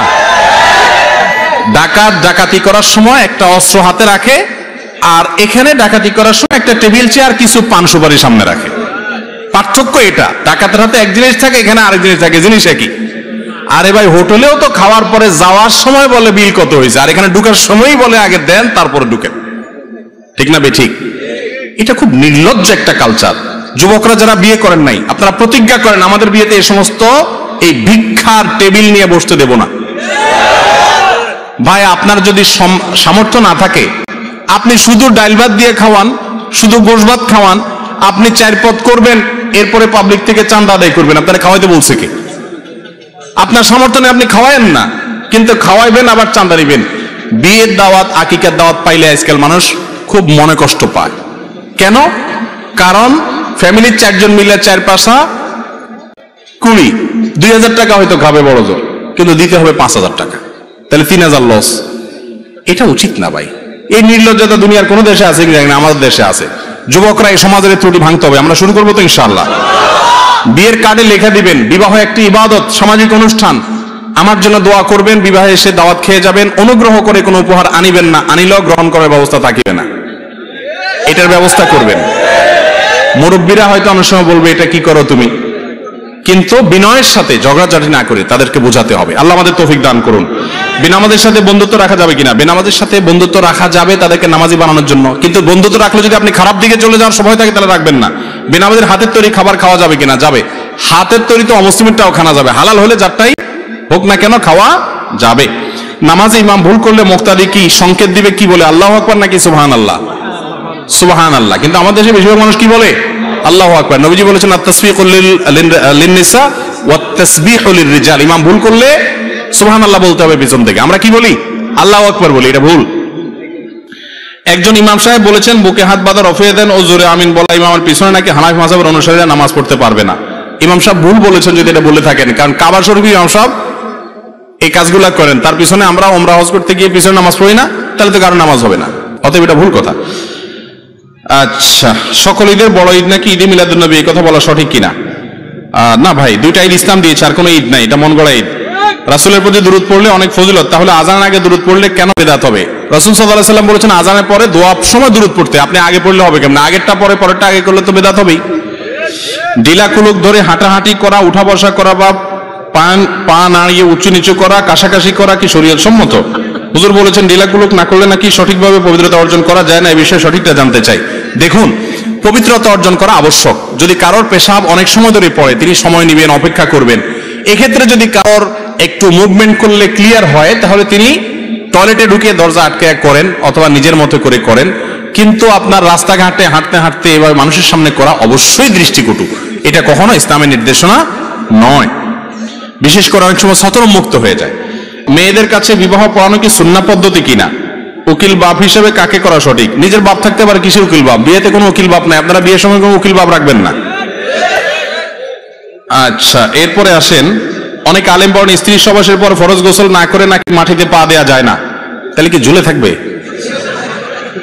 এবং দুনিয়াবি সকল কাজকর্ম করাও নাকি হারাম। সুবহানাল্লাহ, তো গোসল করবে কেমনে? সেটাও তো একটা দুনিয়াবি কাজ। যেমন ব্যবসা বাণিজ্য, চাকরি, ভাই এগুলো সব মন গড়া মাসালা। মহিলারা তাদেরকে দুর্বল পাইয়া যে কত ফতোয়াবাজি আমাদের দেশে মহিলাদের বিরুদ্ধে চলে, ভুয়া। আবার একই কাজ পুরুষের জন্য কিন্তু না, কি ডেঞ্জারাস কথা চিন্তা করেন, এগুলো ভুয়া। ভাই গোসল ফরজ হলে ফরজ গোসল করার আগ পর্যন্ত অন্য নামাজের কোনো ওয়াক্ত না থাকলে দুনিয়ার কাজ করা যাবে। এই টাইমে ওযু করে নিয়ে তারপর অন্য কাজ করবেন, এটাই সুন্নাত। আর যদি দ্রুত গোসল করে ফেলতে পারেন সেটা বেশি ভালো। নামাজের কাতারে অনেক ফাঁকা ফাঁকা হয়ে দাঁড়ায়, এই ফাঁকা ফাঁকা হয়ে দাঁড়ায় মনে হয় কেউ আবার আসবে, এমন ফাঁকা রাখে, সেই জন্য তার জায়গা রাখে। এটা কি সঠিক কিনা? না, এটা যা উচিত না। নবী সাল্লাল্লাহু আলাইহি ওয়াসাল্লাম বলছেন সুদ্দুল খালাল, কাতারের মধ্যকার ফাঁকা কি করো? বন্ধ করো। অহেতুক বন্ধ ফাঁকা রাখা যাবে না। অনেকে বন্ধ করতে আসলে বলে ভাই গায়ের দিকে ছুটছেন কেন, একটু দূরে দাঁড়ান। এটা ঠিক না, সুন্নাতের খেলাফ। করোনা কোথায়? করোনা পালায় গেছে, করোনা দুনিয়াতে আছে। তাকবীরে তাহরিমের আগে মুসল্লার দোয়া পড়া, মুখে উচ্চারণ করা, নিয়ত পড়া কি বিদআত? নবীজির যুগে কি মুসল্লা ছিল? তো মুসল্লার দোয়া আসবে কোথা থেকে? মুসল্লার কোনো দোয়া হাদিসে নাই ভাই। মৃত ব্যক্তিকে সামনে রেখে কোরআন খতম দেয়া কি সুন্নত না বেদাত? মৃত ব্যক্তিকে সামনে রেখে কোরআন পড়ার কোনো নির্দেশ নাই। মারা গেলে দ্রুত তাকে কাফন দাফনের ব্যবস্থা করতে হবে, তার জন্য দোয়া করতে হবে। লাশ কাঁধে নেওয়ার সময় 10 কদম পর পর কাঁধ পরিবর্তন করা কি সঠিক পদ্ধতি? না, এর কোনো নির্দেশ শরীয়তে দেওয়া হয়নি। এটা আমাদের নিজেদের, যে আমরা চেঞ্জ করাটাকে জরুরি মনে করি, আমরা নিজেরা বানাইছি। মৃত ব্যক্তিকে দাফন করার পর সম্মিলিতভাবে হাত তুলে কান্নাকাটি করে দোয়া করা কি সঠিক পদ্ধতি নাকি বিদআত? নবীজি সাল্লাল্লাহু আলাইহি ওয়াসাল্লাম লাশ দাফন করার পরে বলতেন সালু লাহু আত-তাসবিহ, তোমাদের ভাইয়ের জন্য আল্লাহর কাছে দোয়া করো যেন সে মুনকার নাকির প্রশ্ন উত্তর দিতে পারে। এই জন্য সবাই ইন্ডিভিজুয়াল দোয়া করবেন। নবী সাল্লাল্লাহু আলাইহি ওয়াসাল্লাম দোয়া করেছেন। এখানে সবাইকে নিয়ে একসাথে দোয়া এবং আরো অন্যান্য দোয়া লম্বা চড়া এরকম কোনো কিছু হাদিস দ্বারা প্রমাণিত না। যেটুকু যেভাবে আসছে সুন্নাত সেটাই করা হলো ইসলাম। মৃত ব্যক্তিকে কেন্দ্র করে 5 দিন 10 দিন 40 দিন প্রতি বছর মৃত্যুবার্ষিকী পালন করা কি? এটা হলো আমাদের দেশের সবচেয়ে বড় প্রচলিত বিদআত। হিন্দুদের শ্রাদ্ধ অনুষ্ঠান থেকে এটা আসছে। যুবকরা গুগলে যে শ্রাদ্ধ লিখবেন, দেখবেন যে আমরা যেটা করি মুসলমানরা, এই খাওয়ানি, মৃত্যুর খাওয়ানি সেম ওখান থেকে আসছে। এটা শরীয়তে বলে নাই, বরং যে মারা গেছে তার আত্মীয়দেরকে সবাই খাওয়াবে। আমরা খাওয়াই অবশ্য, 2-4 দিন খাওয়াই, এরপরে শুধু আসলে একসাথে গরু সহ খাই। এটা উচিত না। কবর জিয়ারতের সঠিক পদ্ধতি জানতে চাই। বাংলাদেশে প্রচলিত 4 কুল 3 কুল পড়া কি সুন্নাহ পদ্ধতি? কবর জিয়ারত করার জন্য কোরআন তেলাওয়াত করা কথা কোরআন হাদিসে কোথাও আসে। কবর জিয়ারত করতে গিয়ে সালাম দিবেন। সালাম কি বলে দিবেন? কয়েক রকম ভাষ্য আছে, যেমন আসসালামু আলাইকুম আহলাদ দিয়ার ইবনাল মুমিনিন ওয়াল মুসলিমিন ওয়া ইন্না ইনশাআল্লাহু তাআলা বিকুম লালাহিকুন, এভাবে দোয়া করা সুন্নাত। আমার 2 দাদা আছে, তারা হাশরের ময়দানে সুপারিশের জন্য মুরিদ হয়েছে, তাদের উদ্দেশ্যে কিছু বলেন। ভাই এটা তো বলছি যে পীর সাহেব আপনার জন্য সুপারিশ করবেন, ওই পীর সাহেব নিজের ইয়ানফসি করতে করতে বেতাল থাকবে। কোত্থেকে পীর সাহেব সুপারিশ করবে? আপনারা আদম ব্যাপারী শুনছেন? আদম ব্যাপারী, এই আদম ব্যাপারীর মতো অবস্থা এদের হবে, যে টাকা পয়সা জমি জমা সব বেচে দিলেন। কেন? আপনি বিদেশ যাবেন স্বপ্ন দেখলেন বসে বসে, আদম ব্যাপারী টাকা নিয়ে উদাও শেষ। এবার আপনি মানে হাই হাই করা ছাড়া উপায় নাই। কিয়ামতের ময়দানে এই সমস্ত পীর সাহেবদের কাউকে খুঁজে পাওয়া যাবে না। নবীরা যেখানে মুসা আলাইহিস সালামের কাছে মানুষ যাবে, উনি বলবেন আরে আমি জানি না, নিজেকে নিয়ে পেরেশান আছি, তোমরা সামনে দেখো, মুহাম্মদকে দেখো। তারা যেহেতু নিজেরা করতে পারবেন না, কোথাকার কোন পীর সাহেব আল্লাহর কাছে যাবে? বহুত ভুয়া দালাল দুনিয়াতে পাওয়া যায়, গোড়া এদের কাউকে পাওয়া যায় না। এরকম কোন পীর যদি বলে করবে, তাহলে তার ভণ্ড হওয়ার সবচেয়ে বড় প্রমাণ এটা। ধরতে হবে কোরআন হাদিস, কোনো ব্যক্তি না। ওই যে সোজা রাস্তা আসে না, এই জন্য এই সমস্ত বাঁকা রাস্তা যায়, মানুষ ধরে যেতে পার করে দেয়। আল্লাহর কাছে এই সমস্ত 2 নম্বরই চলে না। দুনিয়াতে দালাল দিয়ে চলে, আখিরাতে আল্লাহর কাছে দালালে চলে না। দুনিয়ার নেতারা ডাইরেক্ট পাওয়া যায় না, দালাল দিয়ে যাইতে হয়। আমার আল্লাহর কাছে ডাইরেক্ট কানেকশন, কোনো দালালের খাওয়া নাই। মসজিদের ইমাম সাহেব হুজুর কেরাত খুব খারাপ অবস্থা, বলতে গেলে একদম লাহানে জলি হয়। ইমাম সাহেবের কেরাতে যদি বড় ভুল হয়, তাহলে সেই ইমামকে পরিবর্তন করা এলাকাবাসীর কর্তব্য। তার পিছনে জানা মানুষ নামাজ পড়লে তাদের নামাজ হবে না, প্রয়োজন আলাদা জামাত করতে হবে। কোন এলাকাতে এরকম থাকলে আলেমরা এলাকাবাসী মুরব্বীদেরকে বুঝাবেন। বেনামাজির জানাজা দেওয়া যাবে কিনা, এটাও বিরাট আলোচনা সাপেক্ষ বিষয়। যদি নামাজ কেউ জীবনে একবারও পড়ে নাই, নামাজকে তাচ্ছিল্য করতে, তাহলে তো সেই ইসলামটাই খারিজ। কিন্তু নামাজ পড়ে নাই, অবহেলা করছে টরছে, কিন্তু নামাজের প্রতি গুরুত্ব সে বুঝতে বিশ্বাস করতো, এই ব্যক্তিকে আমরা কাফের মনে করি না, এটাই বিশুদ্ধ মত। অতএব তার জানাজা দিতে হবে এরকম অবস্থায়। আমরা কি মুহাম্মদ সাল্লাল্লাহু আলাইহি সাল্লামকে বিশ্বনবী ও দুজাহানের বাদশা বলতে পারি? হ্যাঁ, অবশ্যই। তিনি বিশ্বনবী তো রাহমাতুল্লাহ আলামিন গোটা পৃথিবীর জন্য, দোনো জাহানের বাদশা। দুনিয়াতেও আল্লাহ তাআলা তাকে রাজত্ব দিয়েছেন, আখিরাতেও রাজত্ব করবেন। ঠিক আছে, তো দাড়ি রাখা কি ওয়াজিব? তাহলে কতটুকু রাখতে হবে? দাড়িকে নবী সাল্লাল্লাহু আলাইহি ওয়াসাল্লাম লম্বা করতে বলেছেন, লম্বা করাটাই কি সুন্নাত। খোঁচা খোঁচা দাড়ি এটা সুন্নাত নয়। হিজবুল্লাহ কারা? আমরা কিভাবে এই দলে অংশ নিব? হিজবুল্লাহ মানে আল্লাহর দল। এই সম্পর্কে সূরা মুজাদালার 22 নম্বর আয়াতে আছে, সেটা পড়ে নেবেন। আর দিয়েন না প্রশ্ন ভাই, শেষ। গ্রামের ছেলেরা যদি কোনো ইসলামিক আয়োজন বা অনুষ্ঠান করতে চায়, তাতে যদি গ্রামের কিছু মুরব্বী বাধা প্রদান করে, তাহলে ইসলামিক শরীয়ত মোতাবেক কি করা উত্তম? মুরব্বীদেরকে তো আর বেয়াদবি করতে পারবেন না। ইসলামকে মুরব্বীদের সাথে বেয়াদবি করতে বলে? ওনারা বুঝতেছেন না, একসময় বুঝবেন। আর যদি না বুঝেন তো আল্লাহ তাআলা ওনাদেরকে ঈমানের সাথে নিয়ে যাবেন ইনশাআল্লাহ একদিন। যদি ডিস্টার্ব করে, অনেক এলাকাতে আছে খুব ডিস্টার্ব করে, যদি এরকম হয় আর কি, বুঝতে পারছেন কথা? আবার আমি বলতেছি না তাদের জন্য বদদোয়া দিতে, আমি বলতেছি যে একসময় তো ওনারা চলে যাবে না, তো ওনাদের সাথে বেয়াদবি করবেন না। মুরব্বীদের সাথে আদব লেহাজ বজায় রাখবেন। অনেক যুবকরা দিনের পথে আসে বেয়াদবি করে, খবরদার। ইসলাম আমাদেরকে ভদ্রতা শিখায়, অভদ্রতা শিখায় না। মুরব্বী বাপ মা তারা যদি উল্টাপাল্টাও বলে, শুনে না শোনা ভান করবেন, পারলে তাকে বুঝাবেন বা অন্য কাউকে দিয়ে বুঝাবেন, না পাইলে সবর করবেন। একসময় আল্লাহ তাদেরকে বুঝ দিবেন হয়তো, ইনশাআল্লাহ। কথা বুঝতে পারছি? খবরদার এই জন্য বেয়াদবি করবেন না। আচ্ছা, অনেক প্রশ্ন। আচ্ছা, একটা প্রশ্ন নেই এখানে, এটা আমাকে কেন্দ্র করে একটা প্রশ্ন আছে। আমরা জানি পবিত্র কালিমায়, কোরআন মাজিদে, আযানে, নামাজে, একামতে আল্লাহর নামের পাশে প্রিয় নবীজির নাম সংরক্ষিত আছে, কিন্তু ইউটিউবে আপনি প্রশ্নোত্তর পর্বে বলেছেন আল্লাহর নামের পাশে নবীজির নাম নেওয়া শিরক। এর সুস্পষ্ট ব্যাখ্যা জানতে চাই। জাযাকুমুল্লাহ খাইর। আমার কোনো কথা ধোঁয়াশা তৈরি হলে এভাবে প্রশ্ন করবেন, কারণ আমারও ভুল হতে পারে। তবে আমি যেটা বলেছি সেটা আমার কাছে পরিষ্কার মনে আছে। সেটা হলো, যদি কেউ মসজিদে আল্লাহ এবং তার পাশে মোহাম্মদ, শুধু এরকম দুইটা শব্দ লিখে রাখে না, অথবা অনেক জায়গায়, মসজিদে বলে কোনো কথা না, কোন এক জায়গায়, ধরেন একটা স্টেজের এক পাশে আল্লাহ, এক পাশে কি রাখলেন মোহাম্মদ, অনেক ব্যানারের দুই কোণায় লেখা থাকে। এইভাবে আল্লাহ এবং মোহাম্মদ শুধু দুইটা বাক্য না, দুইটা নাম আলাদা আলাদা রাখছেন, এইগুলোতে আমি বলছি নিষেধ করেছি, কিন্তু শিরিক সরাসরি বলে নাই। কেন শিরিক সরাসরি শিরিক হবে না কেন? কারণ হলো, কেউ তো যদি এই নিয়তে বলে যে আল্লাহর মোহাম্মদ এক, নাউজুবিল্লাহ, তাহলে তো সে মুশরিক হয়ে যাবে, কোনো সন্দেহ আছে?